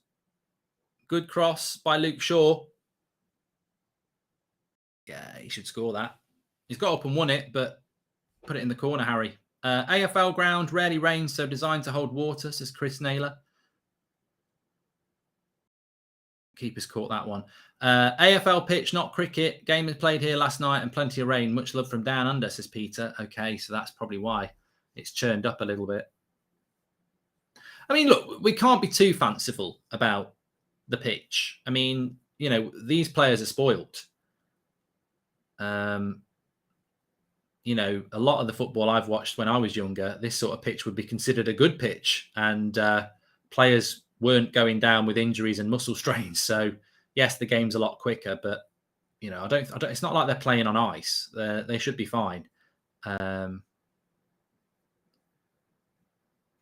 Australian football is AFL, isn't it? Yeah. So 6 minutes gone. Maguire passes it out for a throw. Now he's shouting at Delo. It's Delo's fault, not his. Super Cup, Champions League, Bangkok Super Cup, Champions League winners. You'll never sing that. Mark, your thoughts on Malacia so far during pre-season? Adam, I think I knew Luke Shaw was going to start today. Not because he gives me the team news like some people think, but because he didn't play a minute against Palace, so I knew he'd start today. But in many ways, I think Malacia, good tackle by Fred. I think Malacia is terrible ball by Bruno though. Good tackle by Fred, bad by Bruno. I think Malacia played very well the other day. I don't think he's been dropped for sure. I just think Shaw was penciled in for this game. So yeah, passing's not really got going from any side at the moment. But look, I think the big positive is that this is Villa's strongest side, and you can see it's almost a bit like a Premier League game. I mean, I think there's still a little bit more for both teams to give, but there is that competitive edge, and it is quite equal. Rashford gets done there. Now Matty Cash shoots. Ooh, good shot, just wide. I think De Gea had his angles covered, but he outdid Rashford, ran at Shaw, and then hit a shot, and it was a good shot by Matty Cash, but looks to me like De Gea had it. Maguire's header straight at the keeper. Anywhere else, and that's 1-0. And then Matty Cash just turns Rashford, shoots. Yeah, De Gea's got his angles covered there. Easy. Just Caven says that Jacob Ramsey's so good. He's very good, yeah. So 8 minutes gone. Oh, Fred, I thought he'd done well there. Gives a pass away. Luke Shaw wins it back. Ref's letting a lot go at the moment, which is good. Nice ball in behind to Rashford. He's up against Matty Cash, but Matty Cash just deals with him very easily. And Martinez clears it. Second ball. Well done, Donny.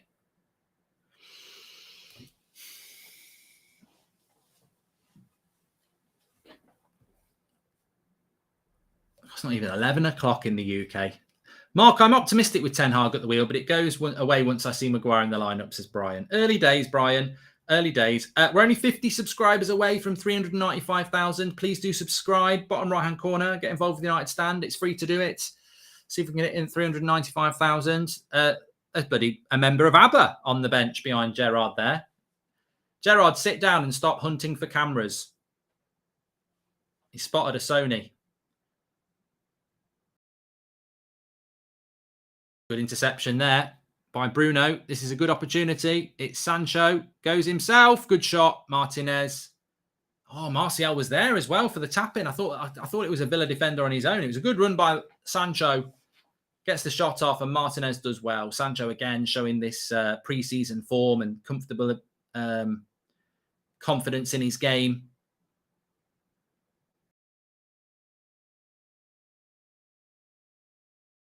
Mark Rashford still looks injury worried, says Jay Ling's fam. I'd keep an eye on that, Jay Ling's fam. It was Kamara who got tackled by Bruno as well.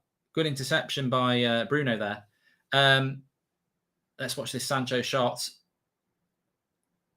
Yeah. Could have hit it better, but still forced to save by the keeper. I don't know about you, Mark, but I do see this team making more of an effort than they did last season, says AM. Well, I mean, it's not hard to make an effort, is it? You know, from compared to last season, you'd hope they're going to put more effort in. The big test for United, and I don't want to use an Ole Gunnar Solskjaer cliche, but he said that when we had that good run, he said the big test is going to be when we lose a game. And the big test for this team is going to be when we lose a game for sure, definitely. McGinn will always give it everything, pre-season or not. Gimme De Jong after midnight, says Des. Villa on the ball at the moment. Welcome to the Members Club, Vision Baldy. Thank you very much. And Chris, thank you very much for your super chat there. Yeah, just on Rashford, Jay Ling's fan made a good point there. You know, I've had this observation about Rashford for the last year or so that he doesn't seem to be moving freely in the physical aspect of his game. And look, we all want to see Rashford scoring goals and taking people on, and you know, definitely do want to see that. But I also want to see him getting physical. I think he gets barged off the ball a lot, and he's just been fouled there. Are you hopeful for the season? Says Cohen. And why the other teams with the Premier League patch? Says Zinedine Zidane. Can someone get Fred's hair out of his eyes so he can put a bloody pass to his own teammate? Says Slick. Possession stats, 60% for Man United so far. 58 passes to 40 and 82% pass rate. So not bad. Hint at where we are so far. We want to get that up to 70% really, but not bad. Not bad. Not a bad start for United. Danny Ings is injured here.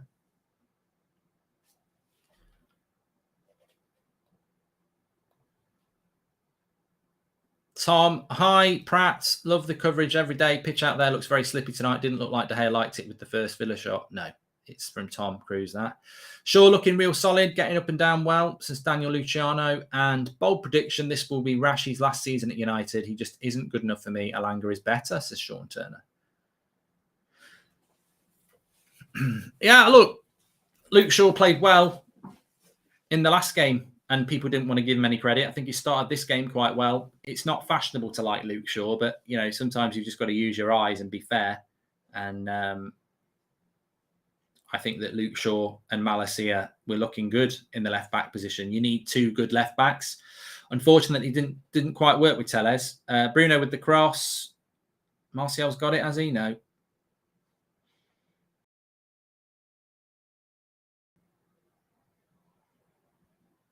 Goes back to Delo. Now Fred. Nice ball by Delo. Nice switch of the play by Delo there. Into Sancho. Get back to Maguire. You see, this is what I call cheat passing. This is about, I call it cheat passing, where you're just passing it side to side.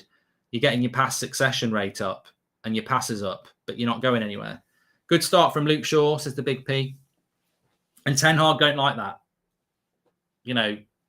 Pass accuracy and pass completion can be manipulated with side-to-side passes. He doesn't want that. He wants high pass success rate, moving the ball forward.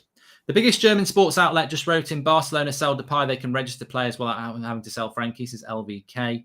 And there's many ways they can keep Frankie, but their wage bill is still massive. Was it the United Palace game? First time ever was going at a Premier League game, says Joshua. Hi, Mark. How are players reacting to Van der Gaag, says Philip. Hold on a minute. Rashford's down the left-hand side here.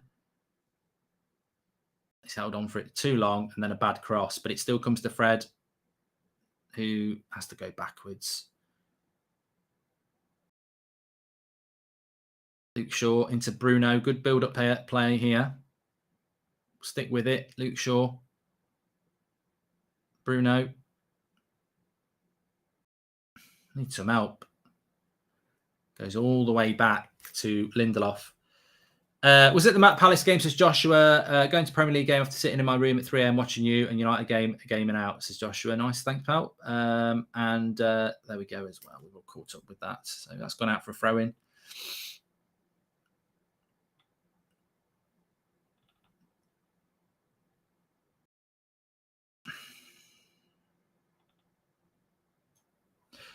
We're dominating the ball, but we're dominating the ball around the back 4 at the moment. There's not a lot. Donny's not in the game, Jason. You're right. Very, very quiet. Martial's been very quiet. There's not a lot going in the final third. I mean, Donny's really supporting the attack. I mean, Bruno's just hit a Hollywood pass there. And suddenly we might go on and win this game, but suddenly bad habits are slipping in again. This is why we're a work in progress, isn't it?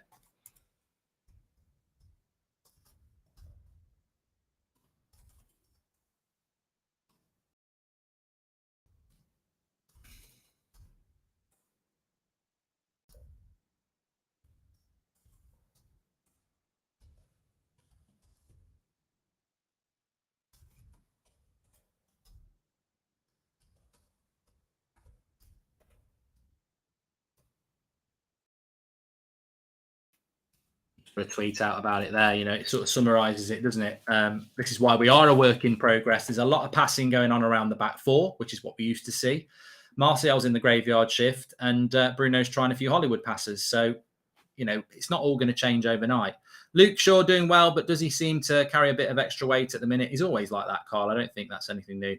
Our first look against a good team, and Rashford does not look good, says Brian.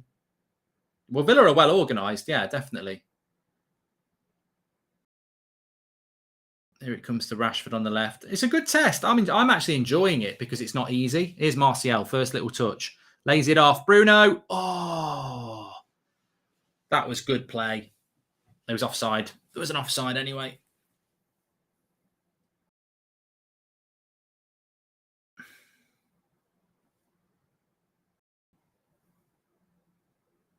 Well, Martial wasn't actually offside. It was a well-timed run. Good play. Mark, Rashford is so frustrating to watch. His shoot first play suited Ollie ball, but under Ten Hag, he needs to learn how to play as a true winger. Well, James, that was actually a really good ball by Rashford. And Martial was actually onside. It was given offside, but it was given as offside. And it was actually a really good ball by Rashford. And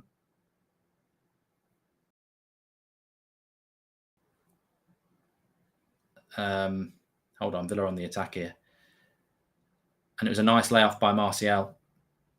Fred just hasn't got the quality. Donny made a couple of decent tackles and general awareness is good, just playing a little too high for me, says Clay. I think Donny's trying to support the attack too much. And it's an interesting way that we're playing because I really do think you can see how Ten Hag would probably utilise Eriksen and De Jong. You could easily play Eriksen where Fred is, and you could easily play, Eriksen where Donny is, and you could easily play De Jong where Fred is. So you could potentially see that De Jong, Eriksen, Bruno midfield three if we actually ever bought De Jong. But I think Donny's just missing out on the game a lot at the moment because he's playing so far forward. I always have the feeling that when Rashford has the ball, he doesn't really know what to do with it. He feels so insecure, always feels like that. But that's one of the things I've always liked about Rashford. I don't expect Rashford to turn into Sancho. I think Rashford has always been a flair player, like who just plays on his wits.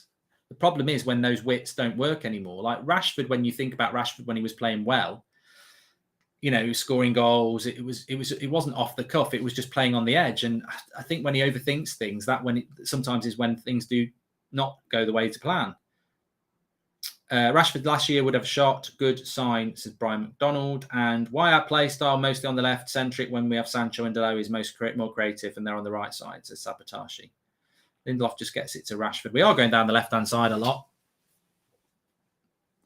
Rashford's trying a few of these long balls into Martial. Wins a throw in high up the pitch. What a challenge by McGinn, says Chris. Yep, it's been competitive. Can't argue with that. First 20 minutes. Yep. We're only 10 subscribers away from 395,000. So please subscribe, bottom right-hand corner. Maguire into Fred. A lot of back passes going on.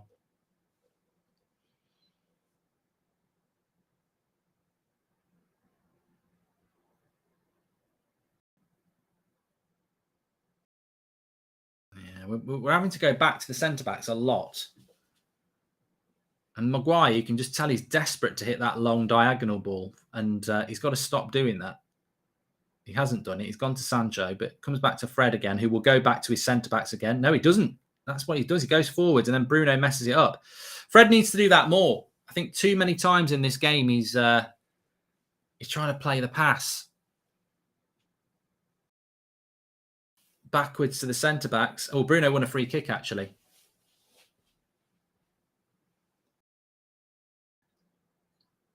It was a foul as well. It was. When Maguire is in the lineup, the defensive line is so close to the hair, need to move up, says Brian. No, I disagree with you there, Brian. I think that the defensive line is very high when we've got the ball.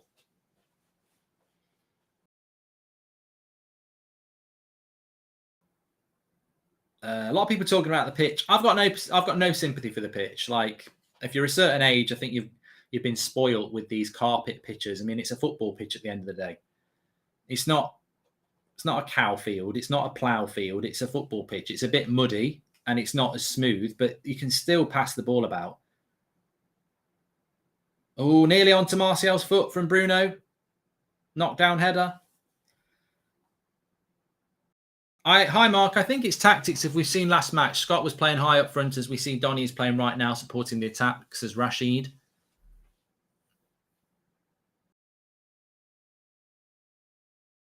We've had loads and loads of possession, just not as much in the final third as I would like to have seen.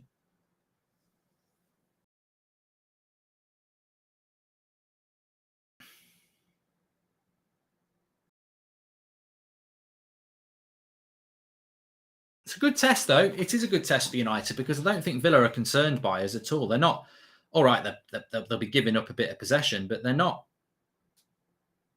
you know, it's not like we're creating many chances. Donny needs to drop to give another option for a pass, says Jack Brown. Nice ball into the flanks here quickly. And it's Watkins up against Lindelof. Puts the cross in, and it's in De Gea's hands. Whew. The players have been okay, to be fair. The only person I've seen a bit wasteful has been Bruno, but it's early. Donny's been putting in the work, I think, says SK. Yeah, I certainly wouldn't say Donny's played bad. I think it's just, you know, a lot of the ball is being played around the back. We're not getting a lot of the ball into Sancho, Martial. I mean, apart from the shot, Sancho's been very quiet. We're not getting the ball to Martial. We're not getting the ball to Sancho. We're not really getting the ball to Donny or Rashford either. Feels a bit like counter-attacking football at the moment, says Mark. It's the way that Villa have set up. Villa are very comfortable against us. And these are the sort of things that Ten Hag is going to have to adapt to. Teams will set up to make it difficult for us. And what Villa are basically doing is they're not letting us feed the ball from the defence into the midfield into Bruno. They're closing those passing lanes. And that is why you're ending up with our fullbacks playing deeper and Maguire and Lindelof getting a lot of the ball, because we're trying to force Maguire and Lindelof to hit the long diagonal, which is what we did a lot of last season.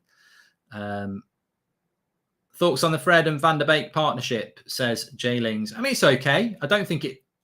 My answer would be, do you think if you took Donny off and put McTominay on, we'd be doing any better? And the honest answer is I don't think we would. Prediction, who to score first and what time, says Slow Sports News. The way this is going at the moment, I think it could be quite a tight game. There's Fred into Bruno, into Rashford, into Shaw. Cross comes in. Sancho! 1-0. Manchester United. Lovely team goal that. And it's Luke Shaw with the assist. And it's Sancho with the finish. And that was a bit of patience from Manchester United. A different type of goal.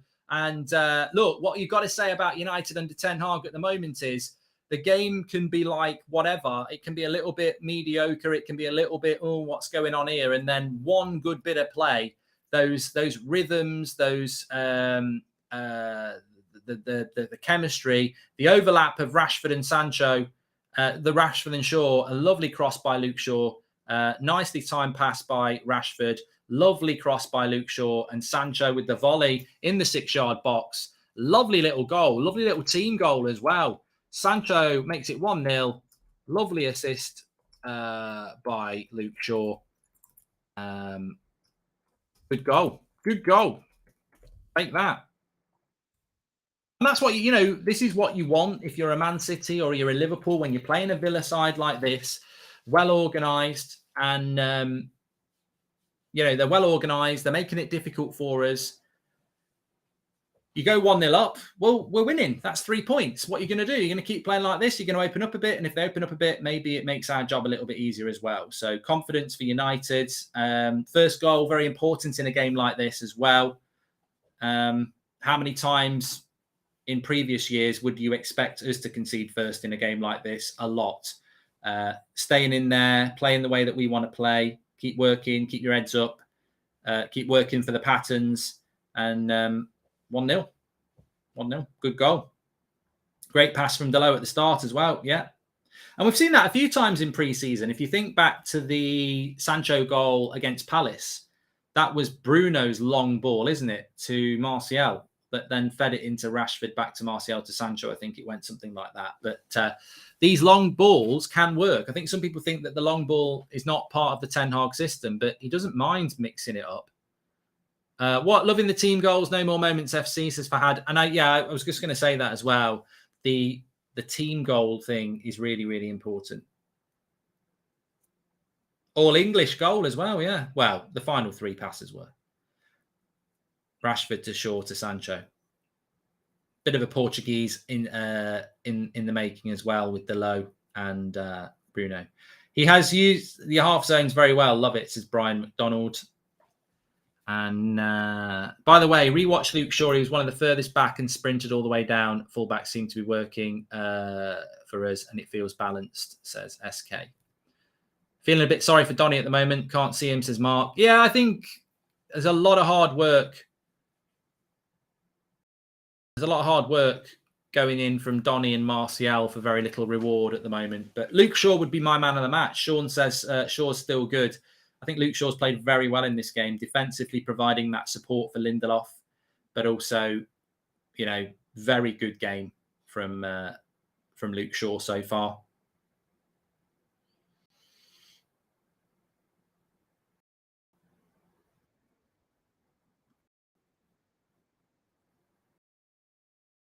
Who by?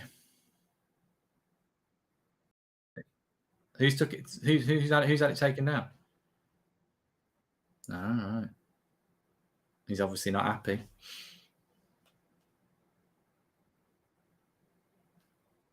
We haven't done it, have we? No. A little bit of warning for anybody there. You know the Scott McTominay clip of him doing the round the world with his hand? Don't tweet it out off your own socials. It will get taken down for copyright. I think Troll Football have had it taken down, so just be careful. Somebody doesn't want you to see that clip.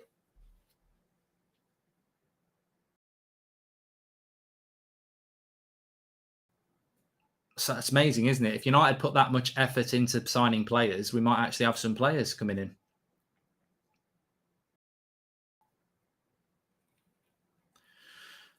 So 1-0 after 28 minutes. I'll have a look at the stats in a moment. Just let me know when they're on. I'll have a look. Yeah, no worries, no worries. And yeah, I think Villa have done well, but I'm very happy that we're winning 1-0 because that's a good sign of what could be to come next season when we're playing teams like this, that we can still find a way of exerting our authority on a game and going in the lead. Ten Hag will get the best out of these players, says Soccer Rates. And half hour into the game, Donny is still invisible, says Drub. Yeah, but you know what, Drub? I think people just get obsessed because a player hasn't got an assist and a goal. Like, he's playing in the midfield too. How many games does McTominay score or get an assist? He's playing in the midfield too. Maybe adjust what you're watching.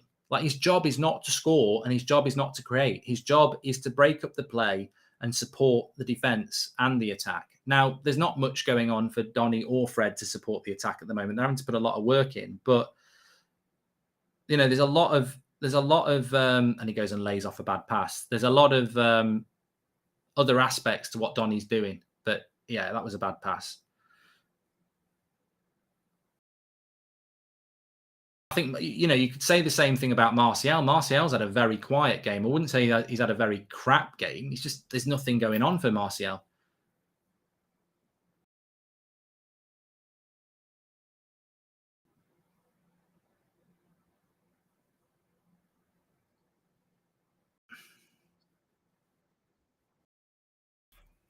So nice switch of the play by Villa there. Cross comes in. Oh, my God. Don't let the ball bounce in the box. Well out by Bruno. So we've got the stats on the screen. 68% possession for United. We're closing in on that magic 70%. 190 passes to 91. 86% pass accuracy to 81%. So we're ticking away. We're ticking away to where Eric would like to be. 3 shots to 1, and we're 1-0 up. So he'd take that. So, again, a lot of these things are very important to Eric Ten Hag when he's looking at a game as well. Good to see Rashford sprinting back, says Dan. SK, Villa pressing well, but our back four don't seem to be worried or uncomfortable, which is positive. You're right, they're forcing us wide a lot, says SK. We've hardly been down the right-hand side. I'd like to see us go down the right-hand side more. It's always down the... I mean, Luke Shaw is on this ball a lot. Now, Luke Shaw's just gone down with a bit of a knock on his ankle here, which is always the problem with Luke Shaw. His ankles are problematic. Nah, he should be all right from that. Which ankle is it? Might be in a bit of problem. Thanks for subscribing, that weird kid. Bottom right-hand corner to do it. I think we've hit 395,000 now, so thank you, everyone, on the road to 400k. Bottom right-hand corner to subscribe, get involved with the United Stand, live every night at 8 o'clock. Match reaction afterwards, where you can vote for your player ratings as well. Offside here for Villa.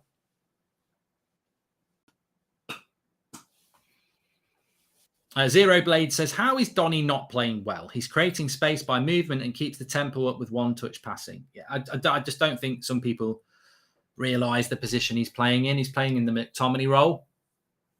I haven't seen one bunny hop or attempt of round the world yet. Alistair Kenny, welcome to the United Stand Members Club. Thank you very much for joining.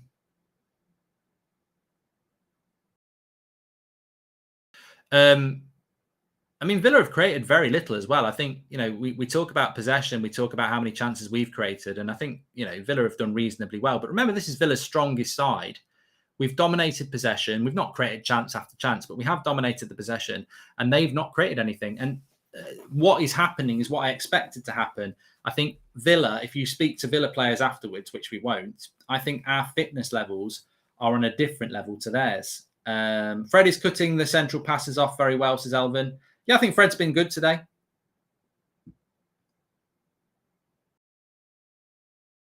Here's Villa. This is good. Nice ball in behind. That was a crap cross. Maguire does well to get rid of it, and now Fred will bring it away. And here's Donny. Gives it into Sancho. That slows it down. Yeah, difficult game for Martial. Not a lot going on around the box, really. Man of the match so far? Well, get in the chat. Michael says, who's the man of the match so far? For me, Luke Shaw. I think, De Gea, Maguire, Lindelof, Delone done nothing wrong.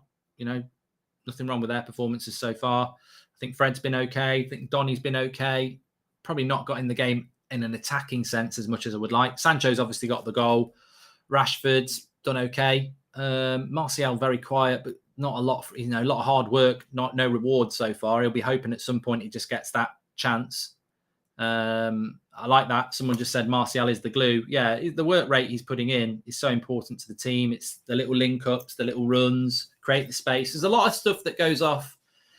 I think the more United fans watch United under Ten Hag, the more they'll start to understand that actually under Solskjaer, nobody was doing anything off the ball intelligently. But under Ten Hag, there's a lot of people doing a lot of things off the ball to create the passing space for the person on the ball.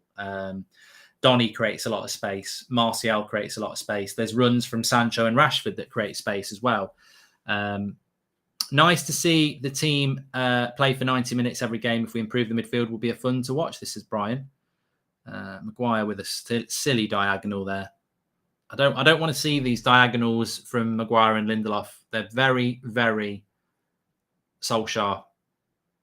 And they've got to stop doing them. Because there's no pace on them. Here's Ramsey down the left-hand side. Just skips past Fred, actually. And cross wasn't very good.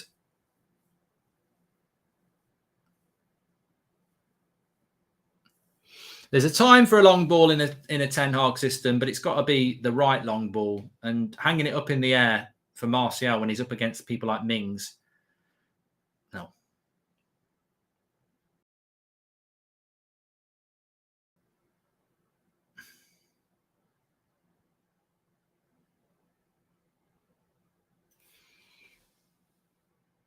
So we've had 35 minutes, 10 minutes to go to half-time. United leading 1-0. Having control of the ball. And control of the game at the moment. If you think about this, if this was a Premier League game, yeah, it'd be nice to create a few more chances. But it's points in the bag, isn't it? PR is the worst industry in the world. We would be better without it, says Rohit. And I still feel like we attack 80% on the left and it's too predictable and easy to defend against when you know where the attack will come from. But we scored from the left as well, a Wild. Let's not forget that.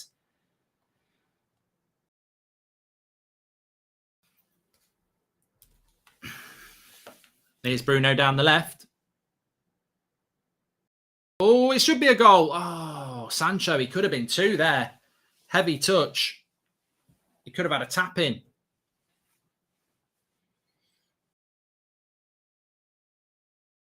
Good play by Bruno there.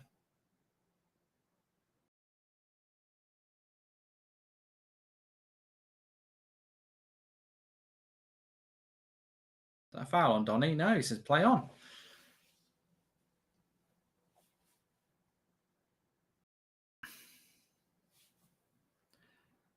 Rashford. People will say it was close.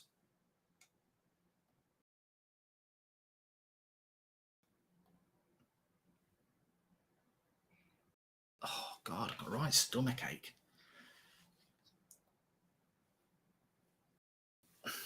Aussie commentary calling Eric Ten Hag the Dutch hairdryer, says Peter.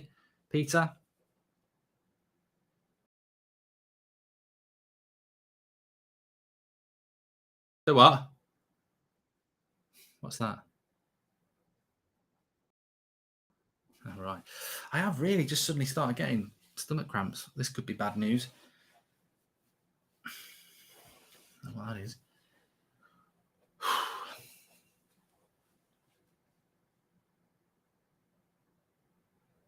Old habits creeping back in. A lot of long balls, says Jordan. A lot of back passes and long range shots. We look good, but a lot of work still to be done for me, says Jordan.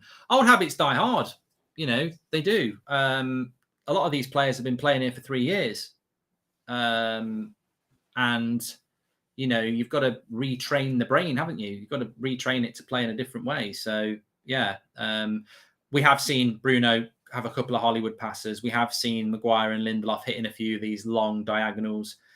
We've seen Rashford have that shot there.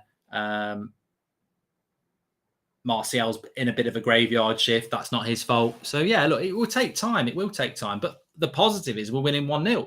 And if this was a Premier League game, yeah, we can talk about room for improvement. But I'd rather be talking about room for improvement when you're winning a game. I'm not sure why it pleases me to see the manager on the touchline barking orders instead of sitting in his seat, says Brian, because that's what a manager should do. Alistair, sorry about that.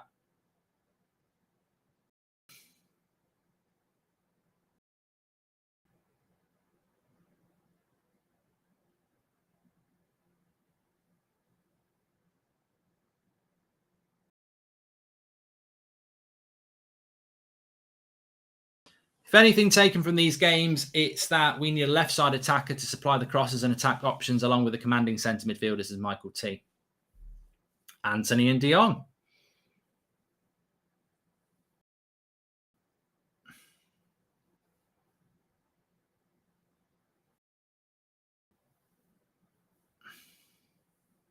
The interesting thing in the second half will be what changes we look to make and when we look to make them, and also what Villa do, because you almost give in the results. As soon as you start making the subs, it becomes a different game, doesn't it? It's choking it down with rain.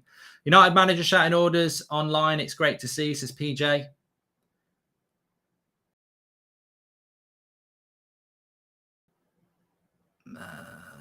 It's a very play on, says the ref. Nicely into Rashford. Oh, Rashford.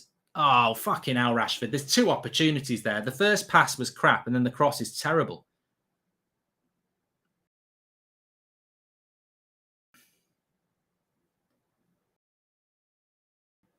Yeah, like I say, though, you sort of give up the result when the game is over. Rashford decision-making is terrible, says AM. I think Rashford will get a lot of goals and a lot of assists in this system, but he's, you know, and that's what you want, but there's still a lot of work to do. Pitch is a disgrace, says Martin. You know, it's not helpful when it's chucking it down. Jordan says, don't worry, I'm falling apart. Australian ref isn't blamed for any of the weak fouls. Bloody love it, says Mark. Yeah, he's let the game go. Well.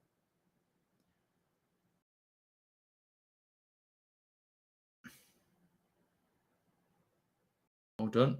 Some of the passes which would be seen as misplaced earlier will be judged as lack of movement into the space or not following patterns, says Nitin. God, it's really bad, that rain now. They need half time here.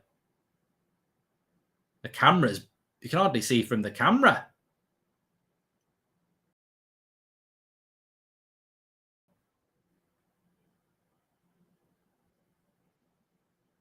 It might be 2-0 here. Villa are in trouble. I think it's an OG. No, it's offside. I think it's offside.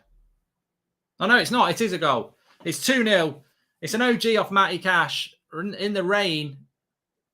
I don't know what goes on here. I don't know what Villa are doing with their high line, but it's 2-0.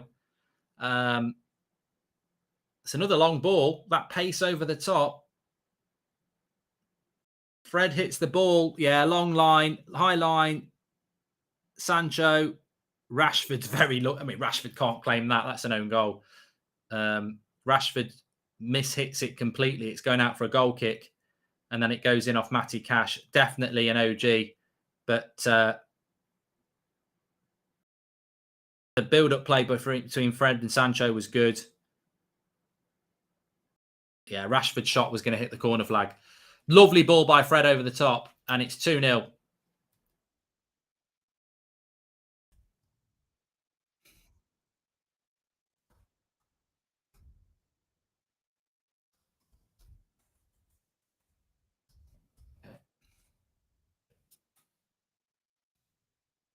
Can we get Stevie G to lick the camera? Can hardly see, says Nick P.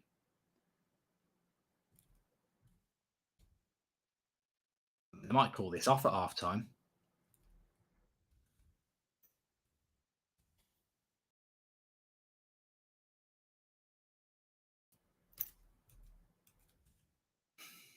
Fred's had a very good game.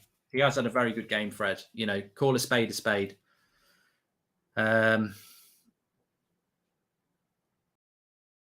Sancho with a goal and assist as well. Offside there.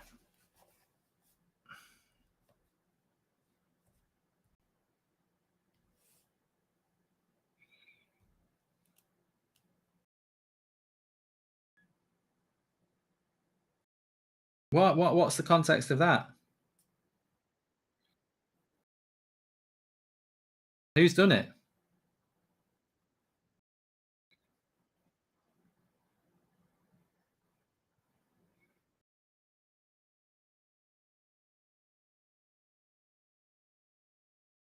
Have they done it then? Is it actually on their videos? Okay.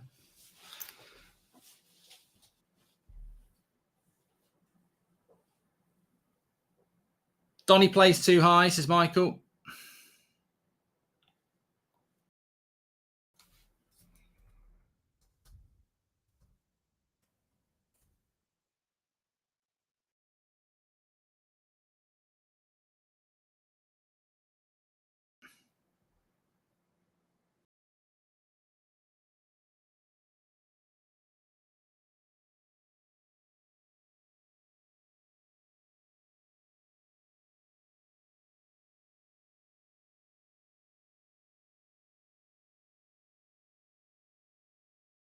Boom, boom, boom, boom, boom, boom, boom, boom, boom.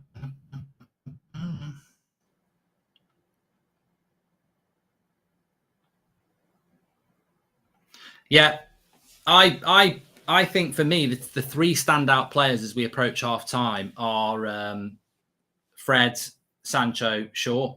Yeah. Can we call Fred and Donny Fredo, says Rory. And it is half time, 2-0. But yeah, look, I think United are worthy of a 2-0 lead. Some people would say, well, that's a very lucky offside goal. But what have Villa actually created? So Sancho.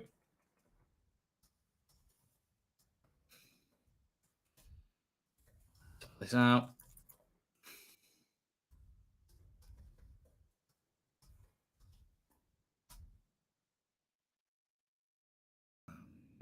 So we'll have a look at the stats as well. But it's half time. It's 2-0. Still suffering with this crampy stomach. I don't know what that's all about. Hopefully that will deliver and remove off in a bit. Thanks everyone who's tuning in, by the way. Please do subscribe. Bottom right-hand corner. Thank you everyone who's tuning in. So let's have a look at the stats straight away. So 67% possession for Manchester United. Remember, as part of this new Ten Hag journey, there are three major aspects of what Ten Hag is about. He wants 70% possession. He wants way more shots than the opposition. And he wants way more passes than everybody else. In fact, there's four things. He also wants a high pass accuracy. And for the, third game in a row? Fourth game in a row, if you want to count that Liverpool one, we're achieving those things. 67% possession against a strong Villa side. That's good. 5 shots to 1 against the strong Villa side. That's good. Add into the fact that it's 2-0 as well. That's good. 307 passes to 146. That's double again. 87% pass accuracy to 79. You can't, we can talk about the individuals and we'll talk about that in a minute, but you've got to talk about those stats and you've got to say, if we're talking about these things after games, before games, in previews, that Erik ten Hag wants this, 70%, double the passes of the opposition, way more shots than the opposition and way better pass accuracy. And he's continually doing it. Well, hold the mic, because I don't know what more you want to be said. He's absolutely nailing what he wants to do, and so are the players. So whatever the personnel, I think this has to come down to the manager. He is nailing it. Not sure if we're playing well or Villa is just massively underperforming, says Angry. Hi, Mark. Totally agree with you. Expecting Donny to be more involved in attacking, says Drub. Rubbish first half, but we're winning, so can't really moan a lot to improve, says Dylan. And Ericsson will do the same as Donny, as in being higher up the pitch than necessarily due to their nature. However, I'd take it over McTominay any day, says Callum. Well, we'll talk about individuals in a minute. Let's just focus on the actual half. I mean, look, I think that I would liken this to probably what you're going to get in over 50% of a Premier League season. We're not going to play superb every game. That's not what we're going to do. But what you need to do is control the game. And yeah, look, we've not. It's not been a vintage performance, but we've controlled the game and we're 2-0 up, and we deserve to be 2-0 up. And I would put this down as a Saturday 12:30 kickoff, and you're playing Villa at Villa Park and you're 2-0 up, and you're like, get on with my Saturday, 3 points. We need to get back to doing that sort of thing. Man United need to be starting to do that sort of thing. And I think these are encouraging things, because what people don't realise is if you have got 70% possession and you have got more chances than they have, you're probably going to win. And it might not be perfect. And look, Martial's been very, very much out of the game, not through any fault of his own. He's worked hard, but he's not really been in the game. Bruno's not massively been in the game at times. Donny's not really joined the attack much. There's been a lot of passing around the back four and etc. But we've still got the 2 goals. We've still taken those opportunities. So I would take the positive in the fact that, yeah, it's not been vintage, but we're still 2-0 up. Thoughts on Maguire's performances, Mohammed? Well, I wouldn't single out Maguire. I think Maguire and Lindelof have had virtually the same performance, in the sense that it's been a decent performance. I don't think they've been tested again. I don't think Villa have attacked very well at all. And I think you've got to put that down to their inability to get on the ball, which has been because of us as a team, as a collective. And this is where a lot of things are going on off the ball that you're not noticing.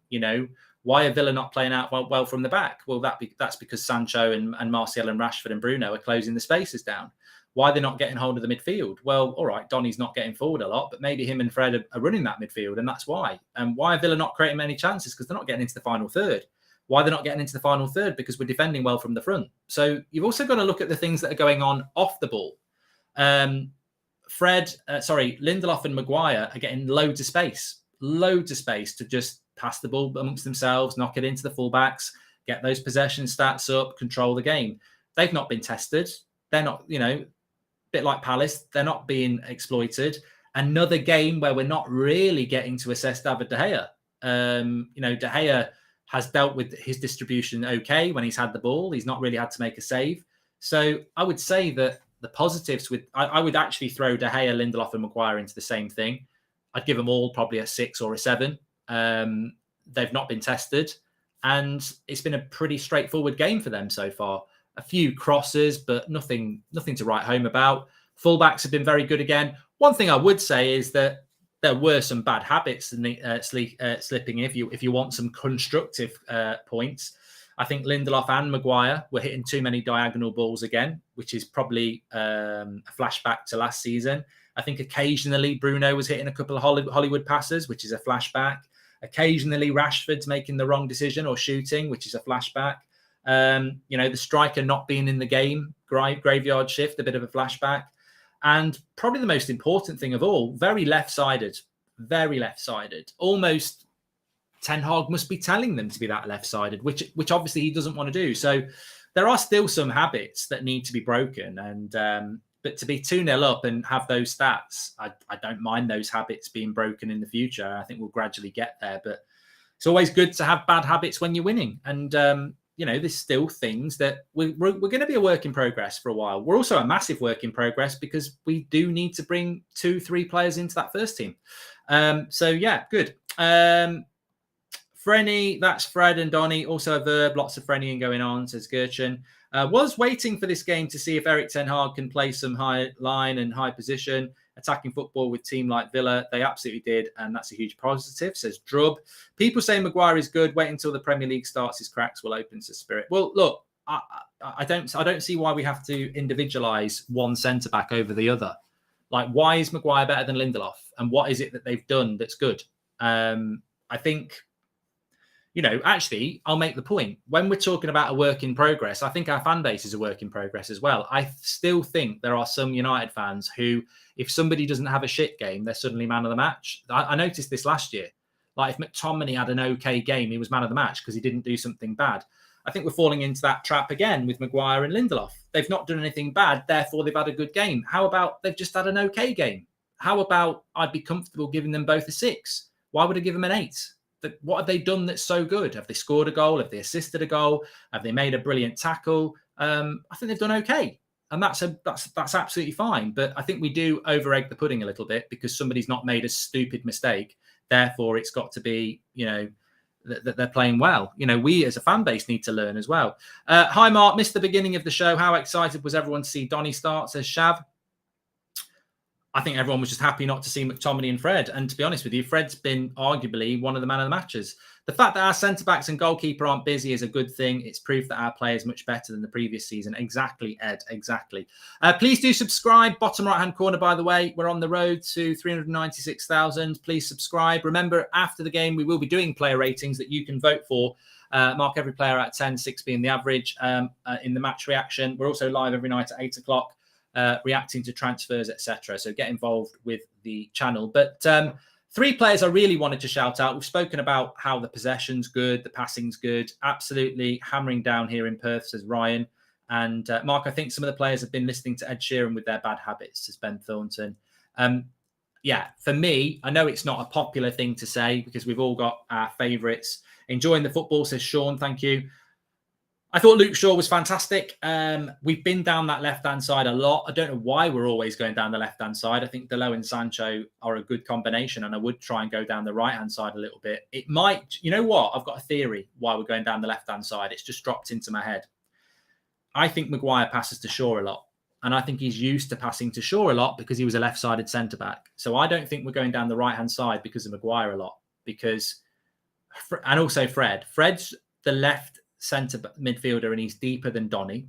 You've then got Maguire who's used to passing to Luke Shaw. So I think Maguire's got a tendency to go to Shaw instead of Delo, and also Fred's the deeper midfielder on the left-hand side. So I think it's pushing us down the left a lot. We are going down the left-hand side a lot. That might be the reason. Maybe Maguire's so used to being on the left and passing to Shaw that he's just subconsciously doing that a lot. And obviously Fred's the deeper midfielder, so maybe that's on the left-hand side. It's pulling us to the left a little bit.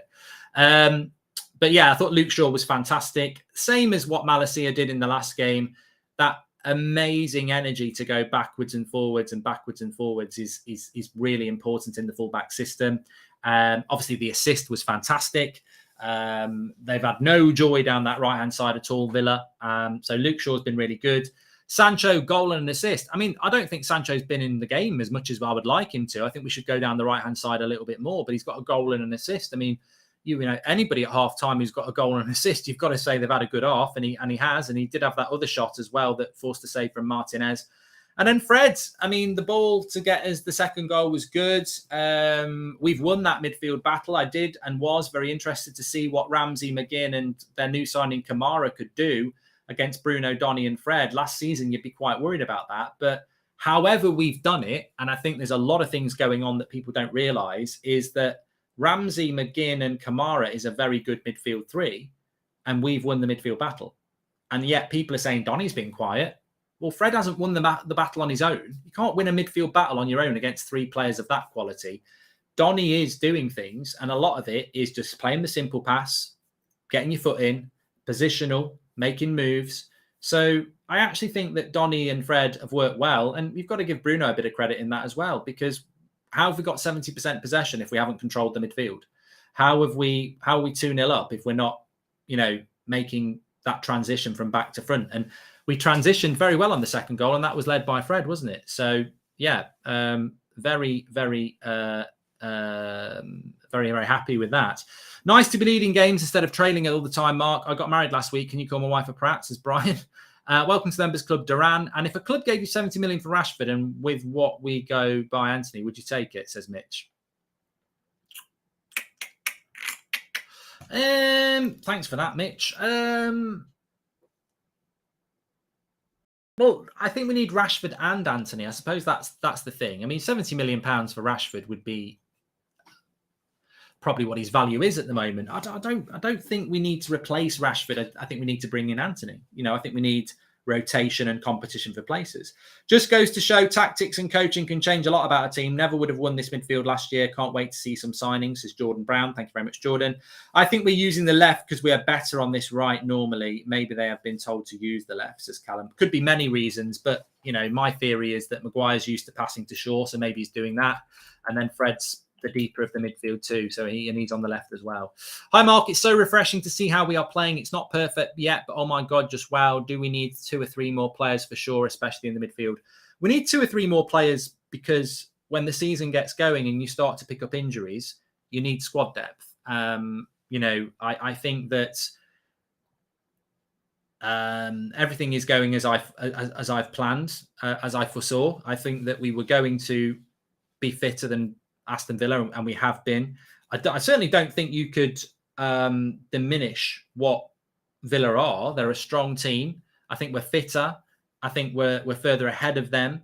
I mean, it doesn't mean that if we played Villa next season that we're going to beat them, but confidence and momentum is really important.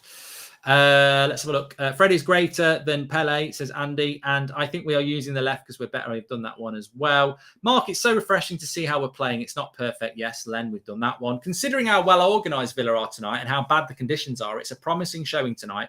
Really hoping we can get De Jong over the line to strengthen that midfield, says Ryan. Of course, as well, you know, and look, whatever happens, and this is just completely hypothetical, it's nothing against the players I'm going to take out. Apparently, Garner's going to come on. It's got nothing to do with the players that I would take out. But imagine that team tonight in 3 or 4 weeks' time with Ronaldo up front, Varane and Lisandro Martinez at centre-back, Frenkie de Jong in the midfield, and then Antony as an option off the width. Like, that's only 2 signings. Because Lisandro Martinez is already here. Ronaldo is a United player. He might not be, but he is. You've only got to get him to come back. Sign De Jong and Antony, and obviously Eriksen can come into that team. So there's what you can't deny is that Lisandro Martinez is better than Lindelof. For me, Varane is better than Maguire. If Maguire keeps his shirt, fine, but he is. De Jong is better than our midfield, and Ronaldo is Ronaldo. So we can keep adding Eriksen as well, put him into the equation, Malacia as well. So we can add to this. So the platform is good. It don't make sense why there was on the left. It was the most rough side of the pitch, but we did well. Fred had some good tackles as well, says Chris. Is anyone else tired of Rashford's long shots? His conversion rate is awful, says Michael Fetty. Clearly, Fred has been using wash and go. His passing is so clean, says Chris. And hi, Mark. Massive respect from Saudi. Looking forward to seeing Ghana. And can you please shout out my new ice cream business in the UK? Yeah, I'm not reading that, Tom. I'm not a bloody idiot. Thanks everyone who's put their super chats and chats in. Please do subscribe to the channel, bottom right hand corner to do that. Subscribe, bottom right hand corner. Get involved. We're on the road to 400k. Thanks everyone who's tuning in. Ghana is coming on. We might see a few more changes this half than we thought we might because of the Douglas Luiz is coming on for Villa. Leon Bailey's coming on for Villa. So we might see a few more changes because of the conditions in the pitch than we thought. It's strange how we've avoided solving 2 problems for so many years. A good coaching setup and ball-playing centre midfield. Ten Hag definitely solves 1, says Zua. Oh, I still got this cramp across my stomach there. What's that all about, everyone? All I've had to eat this morning is porridge with some banana on it. Oh, it's not good. Ben says, Donny moves the ball quicker, which isn't appreciated. I'm not pregnant, and it's definitely not a period Russian. Yeah, none of those things. I feel like I need a good walk, which I obviously can't have. I don't think I need the toilet. That's not what it is. Could be a bug. Yeah. Excited to see Garner in the mix, says Manchild. I think he's going to dictate play nicely, passing ball. I hope it's not Donny who's gone off. Hopefully it's not Donny who's gone off, but I can neither confirm or deny what that's all to do with. I've been watching since Van Gaal. This is the first time I've seen us play well, says Cameron. Lots to be positive about, Cameron. You know, I don't think anybody can deny that. There is a lot to be positive about with United under this manager. This is why many of us wanted this manager.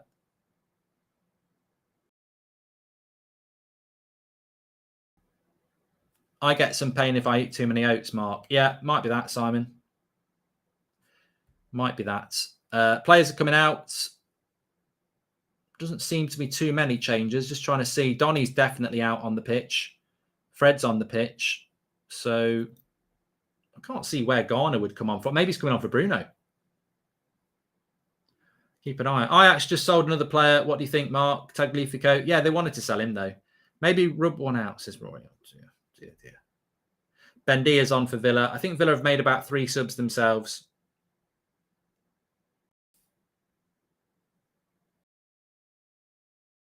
Tushar, thank you very much for being a member for 31 months. Hi, Mark. I've trimmed my grass, but my yard now looks smaller. What should I do? Alex, that's impossible. Anyway, we are sponsored by Wash and Go. Make sure you check it out through scanning the QR code with your camera in the bottom right-hand corner or the link in the video description. 2-in-1 shampoo and conditioner, Wash and Go. Thanks for sponsoring the stream. So we're about to start the second half here. Garner is not on, and we're off. 2-0. Same team, Carl. Yeah. I'm sure Garner will come on, but I think we've got 15 minutes of this team. I wonder what you've trimmed if it's smaller. You know, you're not meant to trim that.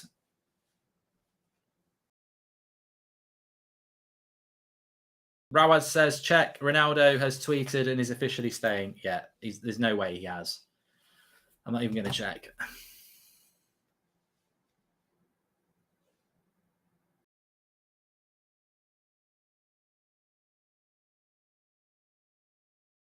I think, Lynn, you know, obviously Maguire will get all the PR because it's the Maguire show, isn't it? Everything seems to be about Maguire. But, I mean, Lindelof's done well.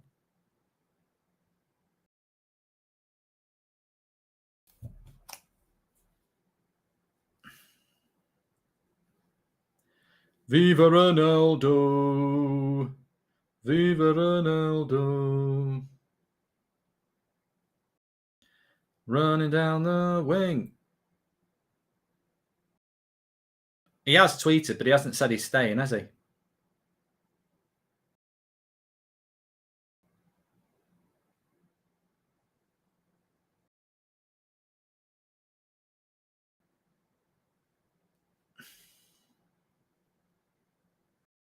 I think they might, aren't they United shorts though?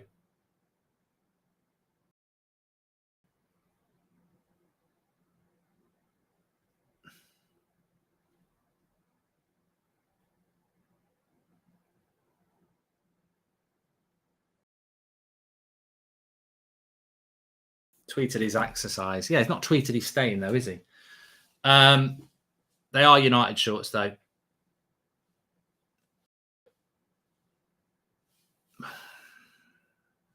We'll see. I hope he stays.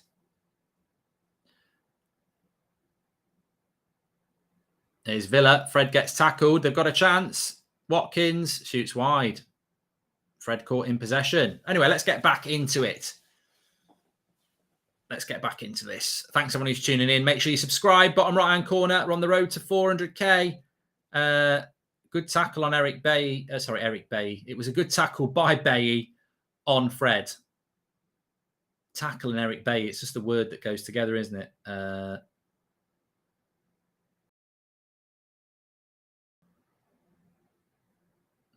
thing about, I mean, I need to take some notes for the match reaction anyway, but the thing I like about Fred, it's the mobility. The mobility of the movement is elite to McTominay. He, you know, maybe some people think McTominay's a better passer, but Fred's just he's more mobile.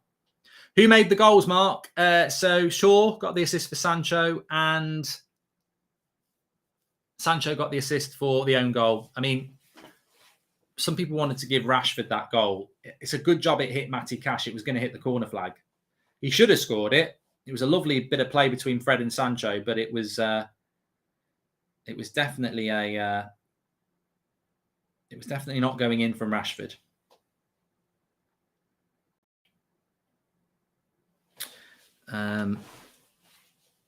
Villa on the attack. They've started the second half off a lot better. Nice ball out wide. up against Lindelof. And it's a goal for Villa. Leon Bailey. Got to look at the keeper there, surely. De Gea pointing at the ground again. He's done this a couple of times in the first half, not able to set himself. Thoughts on Gerrard as manager? Are you impressed, says Cutty? Let's just watch this back again. Leon Bailey. Luke Shaw's up the pitch, isolates Lindelof, gets the shot off. I'll have to look at this from behind. Let me have a look. Lindelof. He's a bit... I tell you what, though, to be fair to De Gea, he's a bit unsighted because of Maguire and Lindelof. Let me have a look at this from this angle. I think the keeper should save it. No, he's whipped it round Maguire as well. It's a good finish. It's a hard one to stop. It's not really the keeper's fault. 2-1.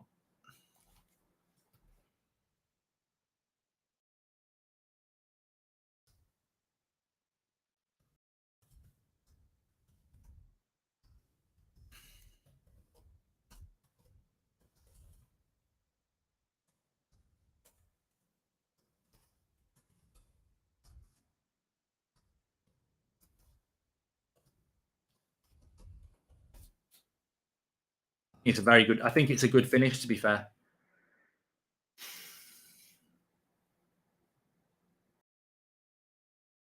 Well, we were 2-0 up against Villa last year, weren't we, Adil?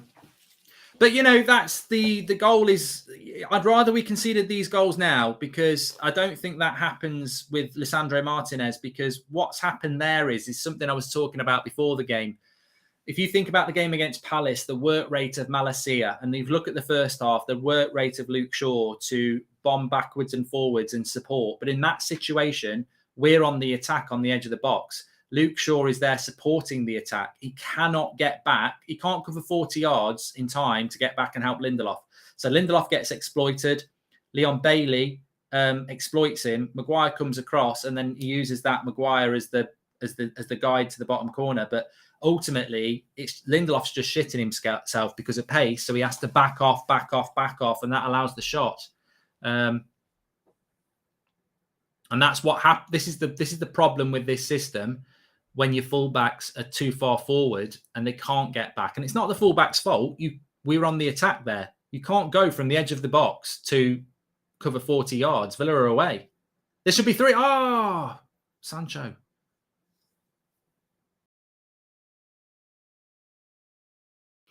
But I wouldn't read too much into that because we know that Lindelof won't play. It will be Lisandro Martinez, and I don't think that would happen in that situation, to be fair.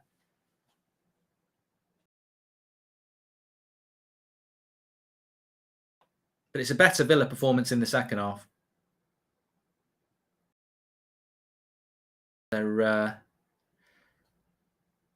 It's a lovely ball in here. Lovely ball in down the left-hand side. And Villa have certainly been a lot better second half. Luke Shaw, good interception.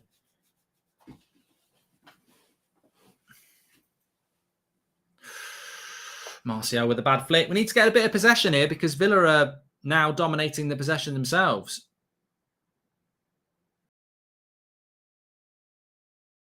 Nice turn there by Bendia. Well intercepted by Maguire. Small, thank you very much for your super chat there. And he's given a foul. He's given a foul against us.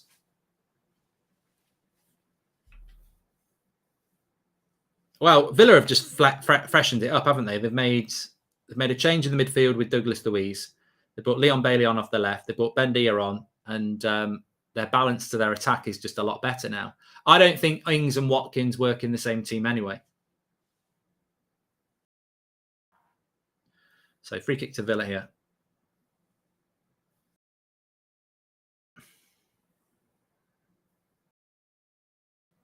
Lynn Hall says that the pitch is disgusting like MUTV's service. Headed away.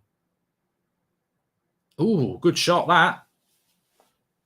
Leon Bailey's having a very good half. He hit that really, really well, and it's deflected over the bar.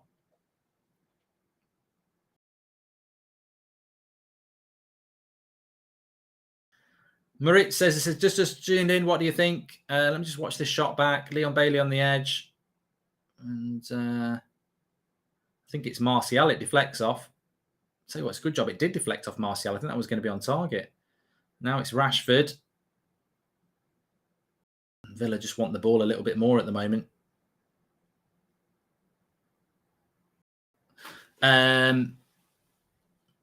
Sean says, as much as I like him, I don't think for Donny a move would be the best, especially if we get De Jong. Could be another 20, 25 million we use elsewhere. Thoughts? Oh, sell Donny, Sean. I don't know. I don't know, because I think that, you know, I don't think there was anything wrong with Donny's performance in the first half. And my argument is, you know, you replaced Donny with McTominay in this game. Do you think it's any better? I don't. But the midfield is getting overrun here.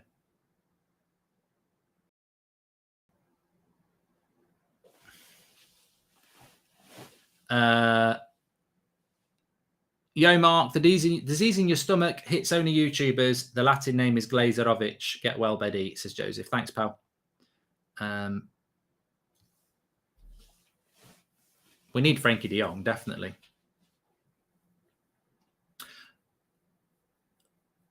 Great first half, but not sure about Donny. He's second to every ball and not creating anything, says Michael. Donny van der Beek is not good enough. So the chat is turning here. Eric Ten Hag getting first taste of Premier League football, says Phenom. Well, of course. I mean, look, I haven't really thought of it like this, but looking at this Villa side in the second half, they're up for it. And it just dropped into my head. All these pre-season games, I'd imagine the predominance is Man United fans. How do we deal with going to Villa Park, going to Goodison Park, going to the Emirates? You know, are you going to get 70% possession like Man City do? Or our team's going to go, why the fuck are we giving Man United 70% possession? You know, not many teams like to give up possession at home. You might put up with it when you're playing Man City, but you're probably not going to put up with it against United. And what will United do if we don't have 70% possession? So there's loads of permutations going into this season that you can't just predict top four when half your games are away from home. You can't predict top four based on the squad that we've got. You can't predict top four off pre-season. We're just going to have to do what Eric says, and that is take it each game at a time. United looking a bit rattled here, says Pommy. Villa are all over us. I think Villa have just pressed us a lot better in the second half. They've adjusted tactically. And great cross by Sancho, was nearly an OG again. I mean, that's the one thing you can say about United that they may well have picked up from the Solskjaer days, is that ability to make things happen. I mean, we've not done much in this half, but it's a good cross by Sancho, and it's nearly a tap-in for Martial. It's very nearly an own goal as well. Bath says you need a CDM. It's as simple as that.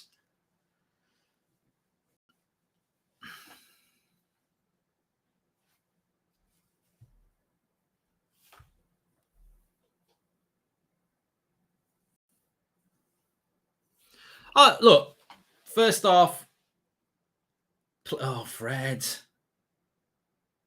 I mean, Fred's having a bad. I mean, for me, man of the match is Sancho now, because Shaw and Fred have just fell off in the second half. For me, Fred was brilliant first half. Rashford's giving the ball away. Matty Cash is starting to pocket him as well. We're losing too many battles here at the moment. Taylor, two halves. You say there is a drop-off in the midfield. We should bring in Frankie. No, wait, Savage. Obviously, we need something here, says Peter. Oh, my God, it's bobbling around. And another shot over the bar from Villa. Getting run ragged here. It's a tale of two halves.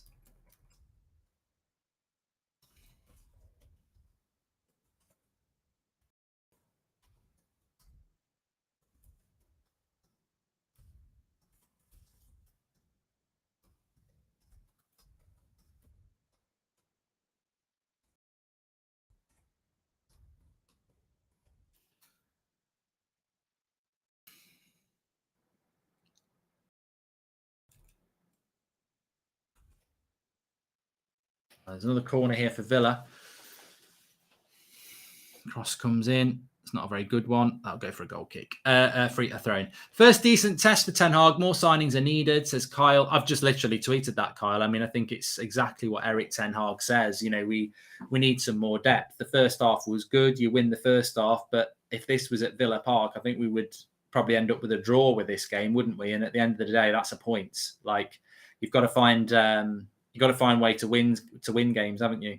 And I think if this game finishes now, which it probably does, because we're going to start to see a lot of subs, 2-1 after an hour of, you know, two teams playing their better teams, I would say, all right, you can say we've won the game, but I wouldn't say we've convincingly won the game. I think we've dominated the possession in the first half without creating loads of chances. And in the second half, they've dominated us. So, you know, this still very much a work in progress, isn't it? I'm not panicking about it. I think we're in a lot better position than we were. But I go back to the thing that bothers me most. It's not McFred. It's not Magaluf. It's not, you know, the graveyard shift of the striker again. It's actually, we need some better players coming into this team.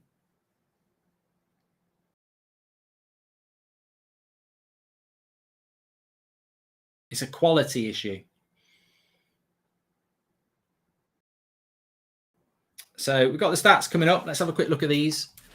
So possession has dropped to 62%. Remember, it was 67%. They've had nearly the same amount of shots as us now. They've gone up from, I think they had 1 to 3. Passing accuracy, we're still ahead on that one. Their passes are getting better. Then they're moving up, although we're miles ahead on that. So a little bit of a change in the stats in the second half. When we were close to 70%, it's dropping to sort of 60%. And Villa having a lot more pressure in the final third now. So keep an eye on that as this half develops, because I would expect to see some subs soon. But then again, it is the final game of the pre-season tour in Australia, so maybe he's going to try and give everybody 70 minutes. Bailey's got Shaw on toast at the moment.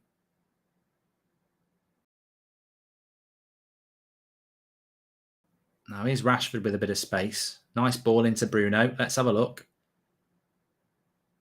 Nah, Bruno's had a bad game as well, hasn't he? I mean, you can talk about Donny, but what about Bruno? We don't talk about Bruno. I mean, I've got his T-shirt on. We've got to talk about Bruno. But, yeah, Bruno's not had a very good game, has he? Little glimpses. I mean, typical Bruno, really. This is what Bruno will say. Well, I had a bad season, but I had loads of assists. Well, yeah, you did, but there was a lot of bad performances around that as well. Villa are moving the ball around really well in this second half. The board has to realise we need more players, but then again, they aren't watching, says Brian. And how is that defence going to cope against Arsenal, says Zane. And I think it's not Arsenal that worry me, Zane. I still worry about the likes of Liverpool, Man City, what they would do to this team. Because you can have all the coaching in the world, you can have all the principles in the world, but and we're definitely going to be better than last season, but lovely ball here. Lovely ball here. Heavy touch by Leon Bailey. And Maguire. Has it gone for a goal kick already?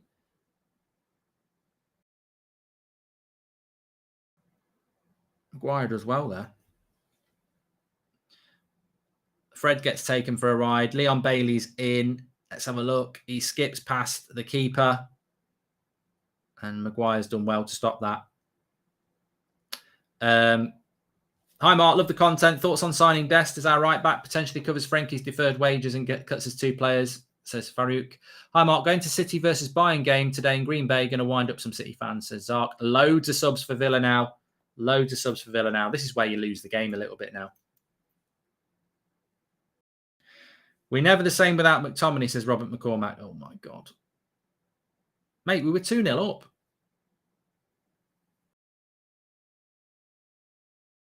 At half time. I can't believe the drop off, the contrast in Shaw.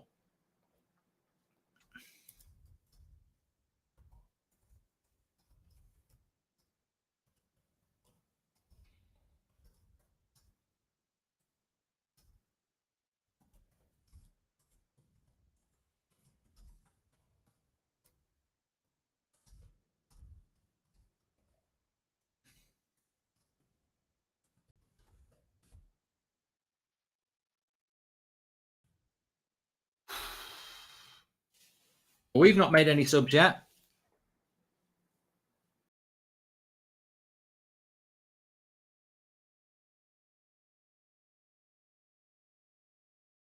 And yeah, you know, actually, to be fair, it's not just Shaw. I think Fred as well. Fred was very good first half. He's fell off.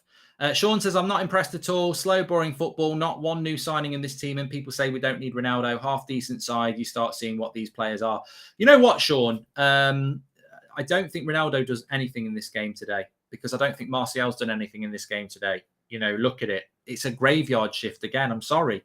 Martial's in a graveyard shift. Like, there's nothing going on for the number 9. Shaky second half, says AM. I mean, there's bits there for people like, you know, I mean, you look at the 2 goals, they both come from long balls, really.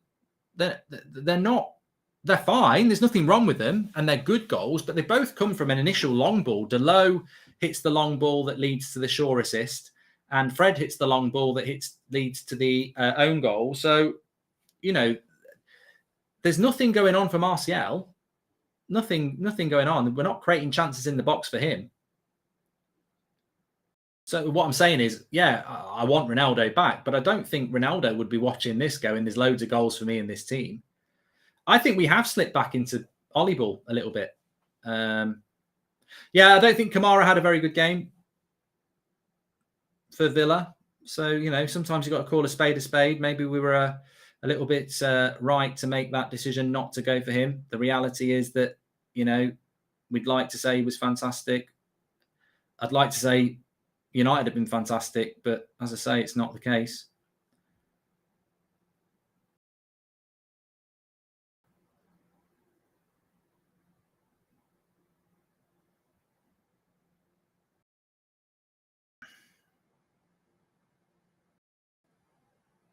I mean, Villa have made so many changes now. It's really Man United are about to make 10 as well. So it gets stupid now. It gets really stupid now. I mean, effectively, that's the end of the game now. 66 minutes gone, it's over, because there's just so many United players coming on now. Varane, Malacia, Alanga, Chong, Garner, Tellez, Bailly,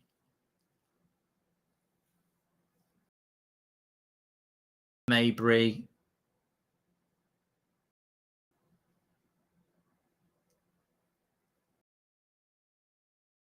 We've been better with Fred and Donny in midfield, but Villa have just adjusted. It's about how we react now. Good test for Ten Hag and these players after being comfortable with the 2-0 lead, says Ryan.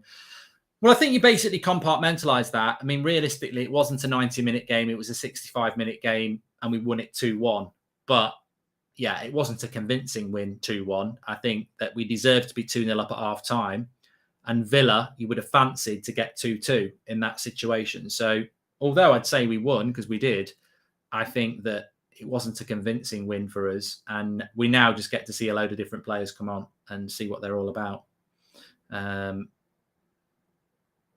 Garner's just took a hit there.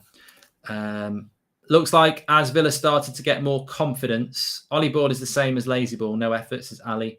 Fred doesn't show for all. Back line, says Johnny.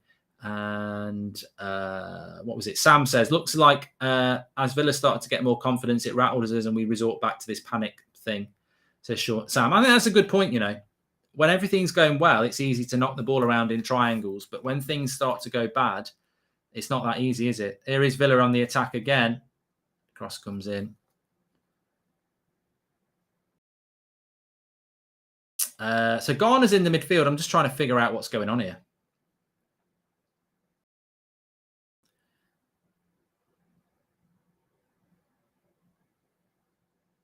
Proper depth would be ideal, but if push comes to shove, would players like Palestri cut it still? Ten Hag's youth development Ajax was strong, says Mr. Laz. Mark, what are your thoughts on going for Neymar? No. Also, great coverage from the United Stand tour. Thanks, Reza. Yeah, I don't want Neymar. I don't think Neymar fits in with what we're trying to do.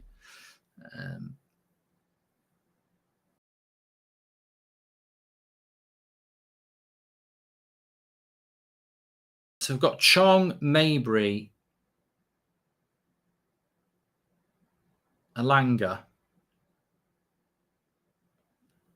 I'm trying to figure out what we're doing here. Garner. Iqbal's on.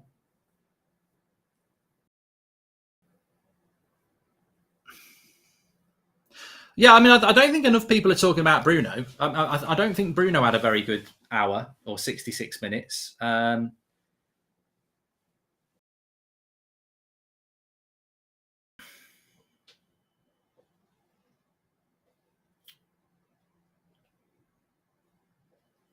don't know why Garnacho's not had any game time.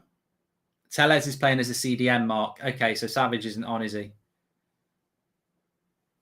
Yeah, a few people in the chat saying, I don't know why Garnacho's not had any game time.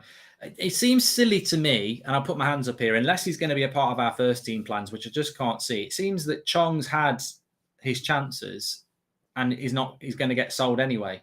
So I don't know why we just wouldn't give Garnacho a bit of time, but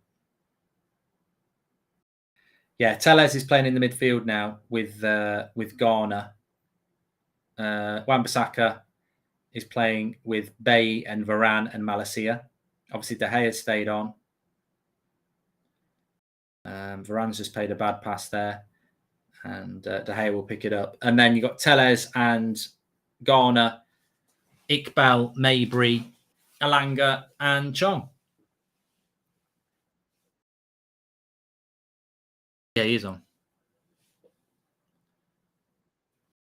So it's De Gea, Wan-Bissaka, Bay, Varane, and Malacia as the back four. Tellez and Garner as the midfield two. Iqbal as the 10. Chong is on the right. Alanga's on the left. And then Mabry's like a false 9, I suppose. No, he's not on. Laird's not on. Wan-Bissaka's playing. Yeah. Yeah. Yeah.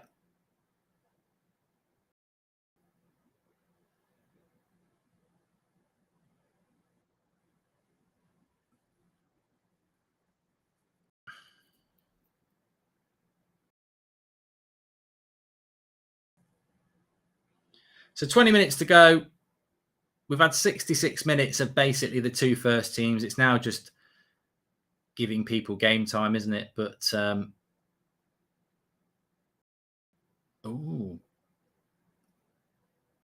Ashley Young.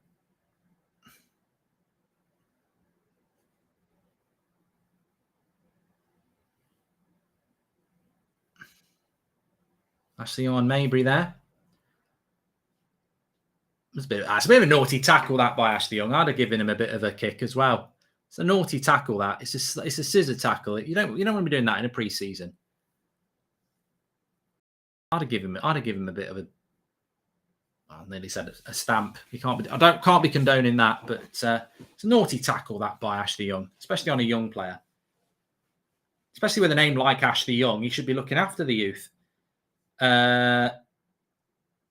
Good play by Eric Bay. Well done, Garner. In first half, Villa should have had a penalty and let in an own goal. Also, players pass sideways a lot. How can we say Man United played well? Says Sarah. Good point. I mean, I'll talk about it on the match reaction. I think there's a lot of good things that have come out of the match reaction, out of the game that's looking forward. We've got a 4v3 here. Let's see if we can work it. Iqbal. Alanga. We've not worked it now. Or have we? Malacia? No. Keeper's got it. Mabry. He gets involved in a lot of things, Mabry, you know.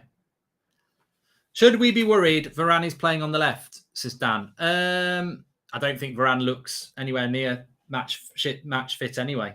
He looks match shit, to be honest. That's a bit naughty by Mabry as well, to be fair, going in on the keeper. But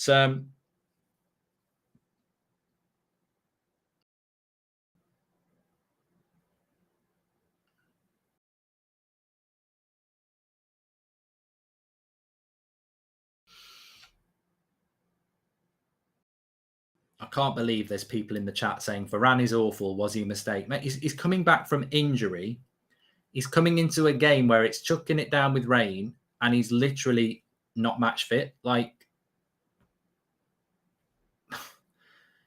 If you think he's a bad player, maybe take a look at his Wikipedia page and have a look who's going to play as a starting centre back for France in the World Cup. Maybe start booing Varane now. You know, the media will love that because he's not got an English passport.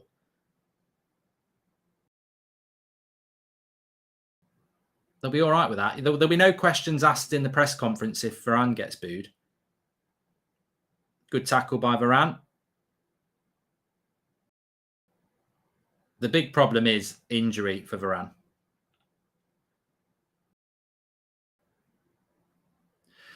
Brian says, I like the energy of... Yeah, good tackle by Varane. I like energy of Hannibal, but he seems reckless and on the verge of a card every time he's on the field. Yeah, I like it, though. I do actually quite like that from Maybury. He's very willing to get into physical battles, which is what you want. Please do subscribe, by the way. Bottom right-hand corner to do it. Thanks, everyone who's tuned in today. We are going to do match reaction after this. In fact, the player ratings is already open. I'll get the link in the chat for you in a minute. Remember, we're live every night at 8 o'clock, and we will be live tonight at 8 o'clock. Every match, watch along, previews, transfer news, the lot. So subscribe, bottom right-hand corner, get involved with the United Stand. Always good conversation, real conversation. We don't shirk it. We say what we think, and that's the way it should be. We're very close to 396,000, actually. So please do subscribe, bottom right-hand corner. Thanks, everyone who's tuning in. The next pre-season game for United is next Saturday, so a week today. So team flies back. I don't know when the team flies back. I don't know whether they're getting straight onto the plane tonight or whether they're going to fly in the morning in Perth. I don't know if anyone knows that. But effectively, they'll be landing back Sunday in Manchester. I imagine they'll have a couple of days at least with their family, probably. And then I would imagine United will be back in training either Tuesday or Wednesday, preparing for that game in Oslo on the Saturday. So, and I think next week, hopefully, we'll start to learn about Ronaldo, maybe, you know, signings and things like that, because that's what I want us to use the next 7 days for.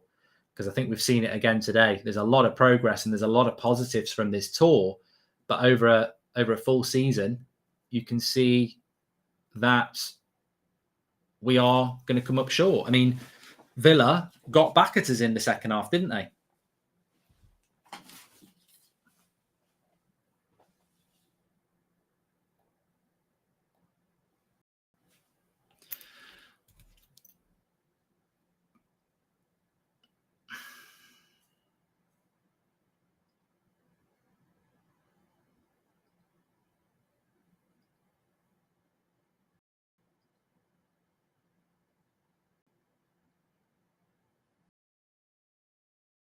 It raises a good point, though. What if Varane can only play 50% of the games? Do we need to buy another centre-back?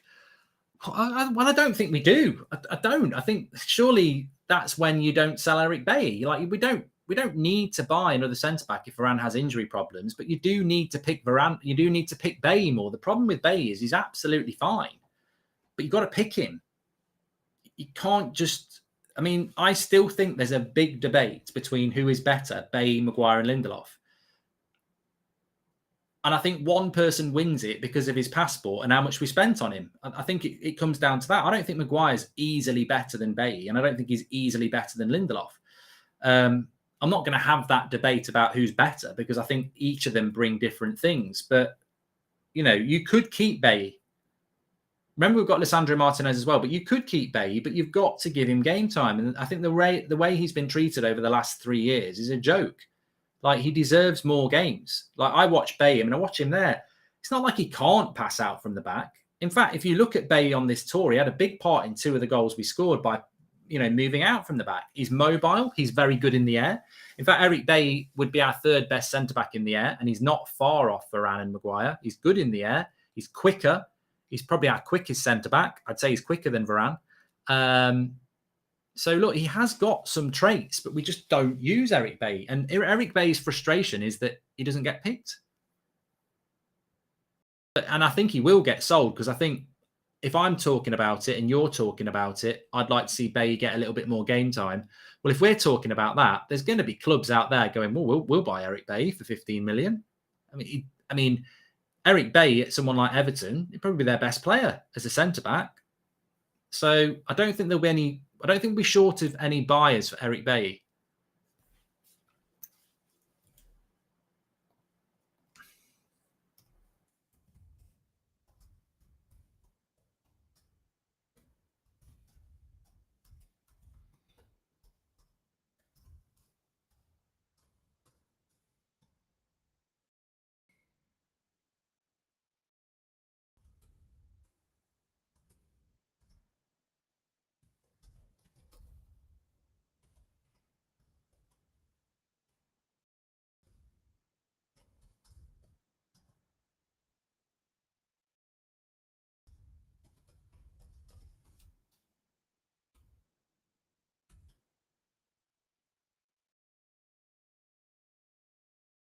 And it's interesting because I think this game in the last 10 minutes, Villa have been better, but our defence has been better. I think we were a little bit shaky in the first few minutes, getting used to the pitch. But since it's settled down, that defence of Wan-Bissaka, Bailly, Varane and Malacia has actually looked quite a lot more secure than it did with Shaw and Lindelof, who were getting absolutely hammered down that left-hand side. Now, obviously, there's been a lot of substitutions. I think we've got to take that on board. But, it's settled down quite nicely now at the back. If we stick with Maguire, surely we'd be better off selling Lindelof over Bailly, says Toe. Yeah, well, again, I mean, I think Eric Bailly suits the way we want to play better, but he will be the player that we sell. And I think there'll be plenty of clubs who want to buy him.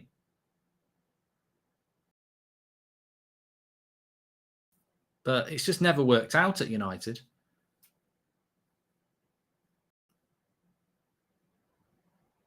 Here's Iqbal. Nice into Maybury.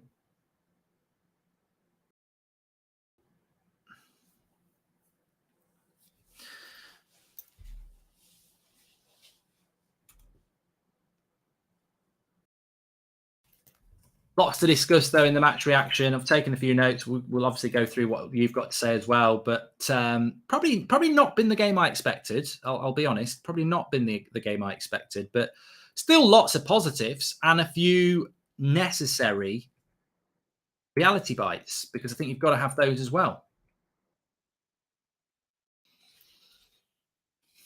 You can do your player ratings. I'm just about to knock the link in the video description for you. Remember, we're sponsored by Wash and Go. Links in the video description for that. You can get it delivered to your door.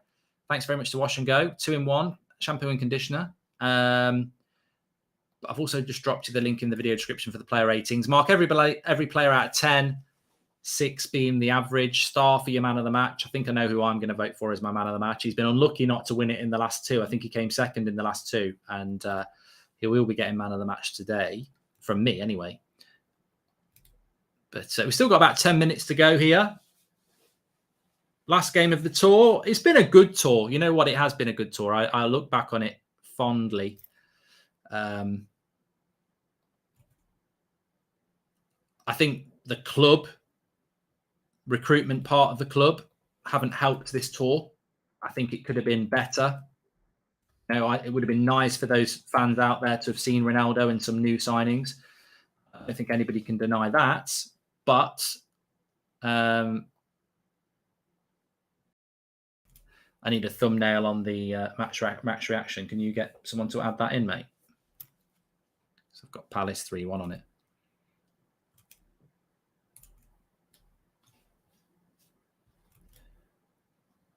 $82 minutes.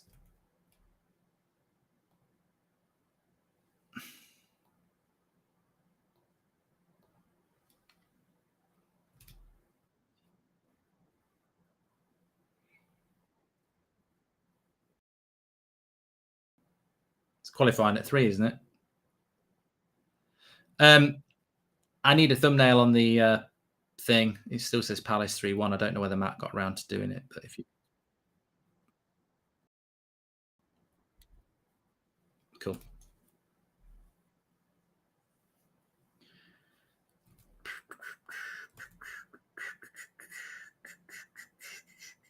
There's Ashley Young.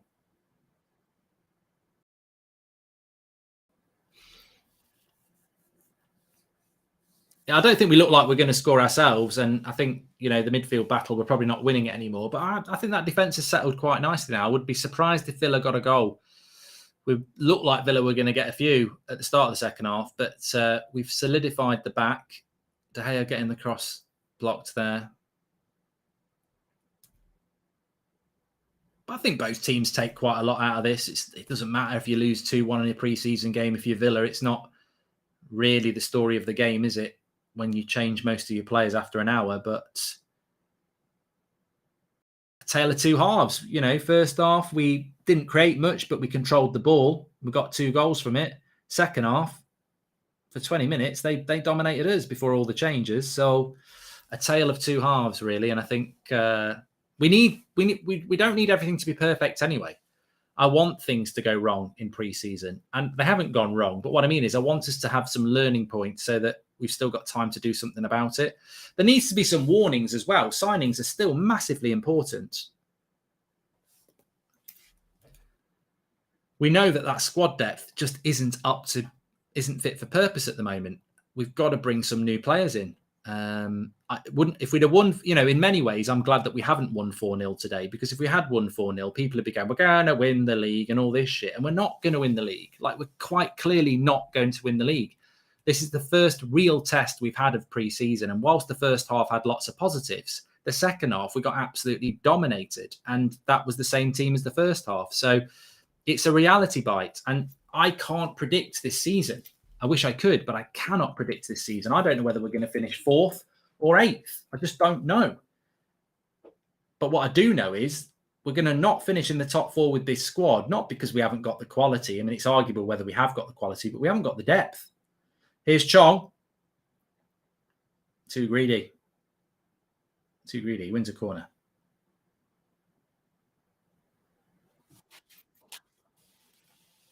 I don't know.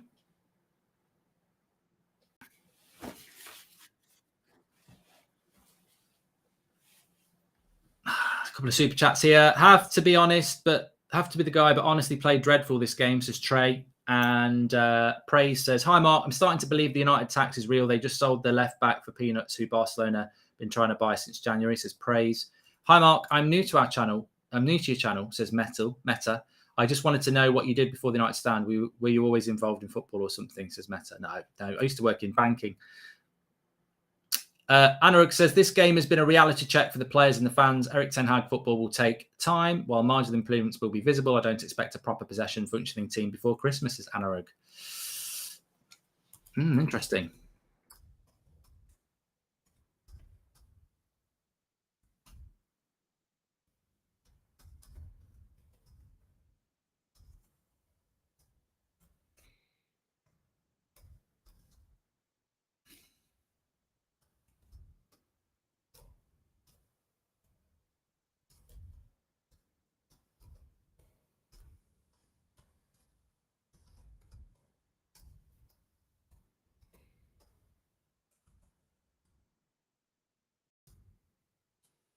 Bad habits. 3 minutes to go. Please do subscribe. Bottom right-hand corner. Let's see what we're doing. Did we hit 3nix96? Not quite, but please subscribe. Bottom right-hand corner, everyone. We will be live at 8 o'clock tonight. We'll have the match reaction straight after this, where you can do your player ratings. Link are in the video description. Mark every player out of 10, 6 being the average. I'm actually looking forward to doing the player ratings, because I think you're going to be surprised by 1 or 2 of my player ratings. I think you're going to be very surprised and go, oh my God, I can't believe he's given him that. And it will be a him, because they are all male. We're not being sexist. Yeah, check that out. Link in the description. Mark every player out of 10, or just go to unitedstand.com and you can go find it there. But we have dropped the link in if you want to do it that way. And please do subscribe. Bottom right-hand corner. You're very welcome. I mean, look, 2 weeks today, the Premier League's up and running, isn't it? In fact, it's 2 weeks yesterday, because there's a Friday night game. No Ahmad, no Palestri, no Garnacho. Yeah, there's a few people mentioning that in the chat. Aaron Wan-Bissaka looks checked out. I hope he leaves, says Said. I think he is. I keep telling you this. Aaron Wan-Bissaka has been our worst player, says Joshua. Iqbal is the brightest thing about this preseason. Huge future ahead. Hopefully it does not end like it did with Yannisai, though, says Walid. Well, let's just keep the pressure low. Apparently, we've got a buyer for Wan-Bissaka. If that comes true, you heard it here first about 3 weeks ago. Let's wait and see. Nobody else is talking about that. Let's wait and see.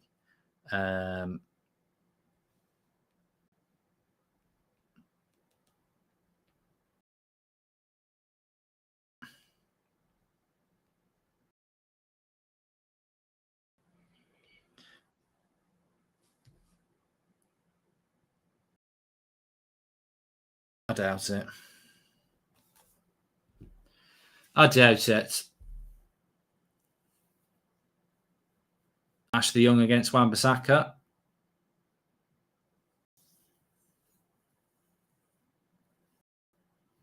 Who's going to buy Wan-Bissaka? Apparently Real Madrid want him. No. I don't know. I don't know who it is.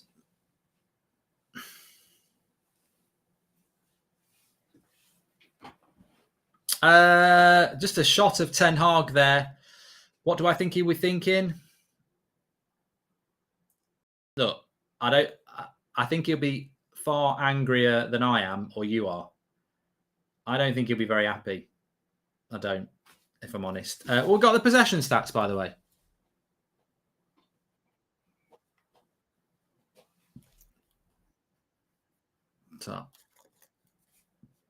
So end of match stats. I mean, really, what matters is what happened at 66 minutes. But so it's come down to 58% possession, 5 shots to 7. Oh God, it's not good.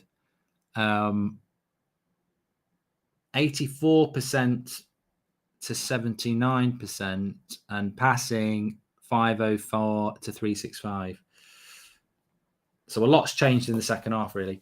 Varane and Bay, easy better than Maglov. Also, I would sell or loan Alanga and keep Zidane, says Noah. This is reality check. Premier League is not pre-season. We need better quality, says Francis. Yeah, I thought Lindelof and Bay when they first, Bay and Varane when they first came on looked really, really ropey. But I think they settled really well. I mean, Bay's just picked up a yellow card here. Oh, jog on. Jog on.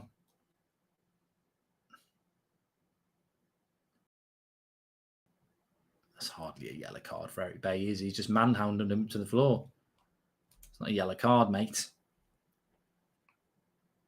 Barca may be stealing another signing. Hate to be off topic, but what are they doing, says Jordan. I presume you're talking about Koundé.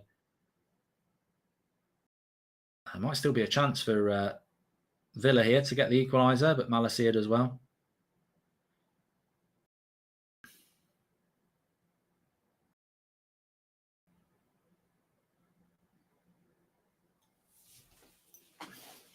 I mean, look, for me, this is the third game on the tour where Eric Bay has come on and sort of competed for man of the match. I think he's been... And look, I think Varane settled in really well after a shaky first few minutes, but another performance from Eric Bay that just makes you think, oh, no!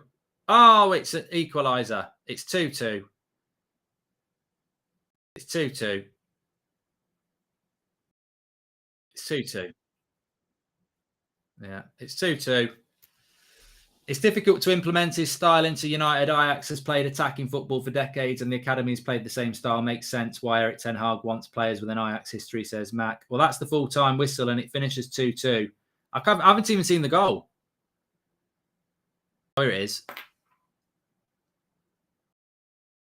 Yeah, it's just a bloody mess. It's an absolute mess. I don't know what's gone on here.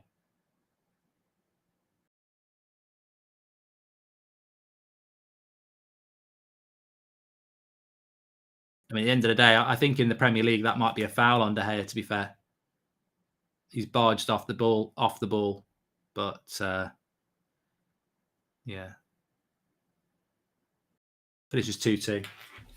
Yeah, idiots in the chat who just don't know football saying it's De Gea's fault, who actually got blocked off and fouled off the ball. So, yeah, maybe play the game and you might realise what happened.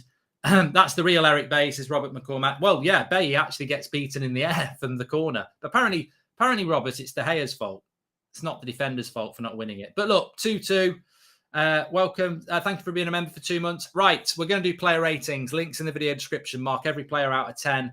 6 being the average. Let's go over and we'll do that straight after this. Big shout out to Wash and Go. Lots to talk about. You might be surprised by some of my player ratings, but lots to talk about. Let's get on with it on the match reaction. I'll see you there in a minute.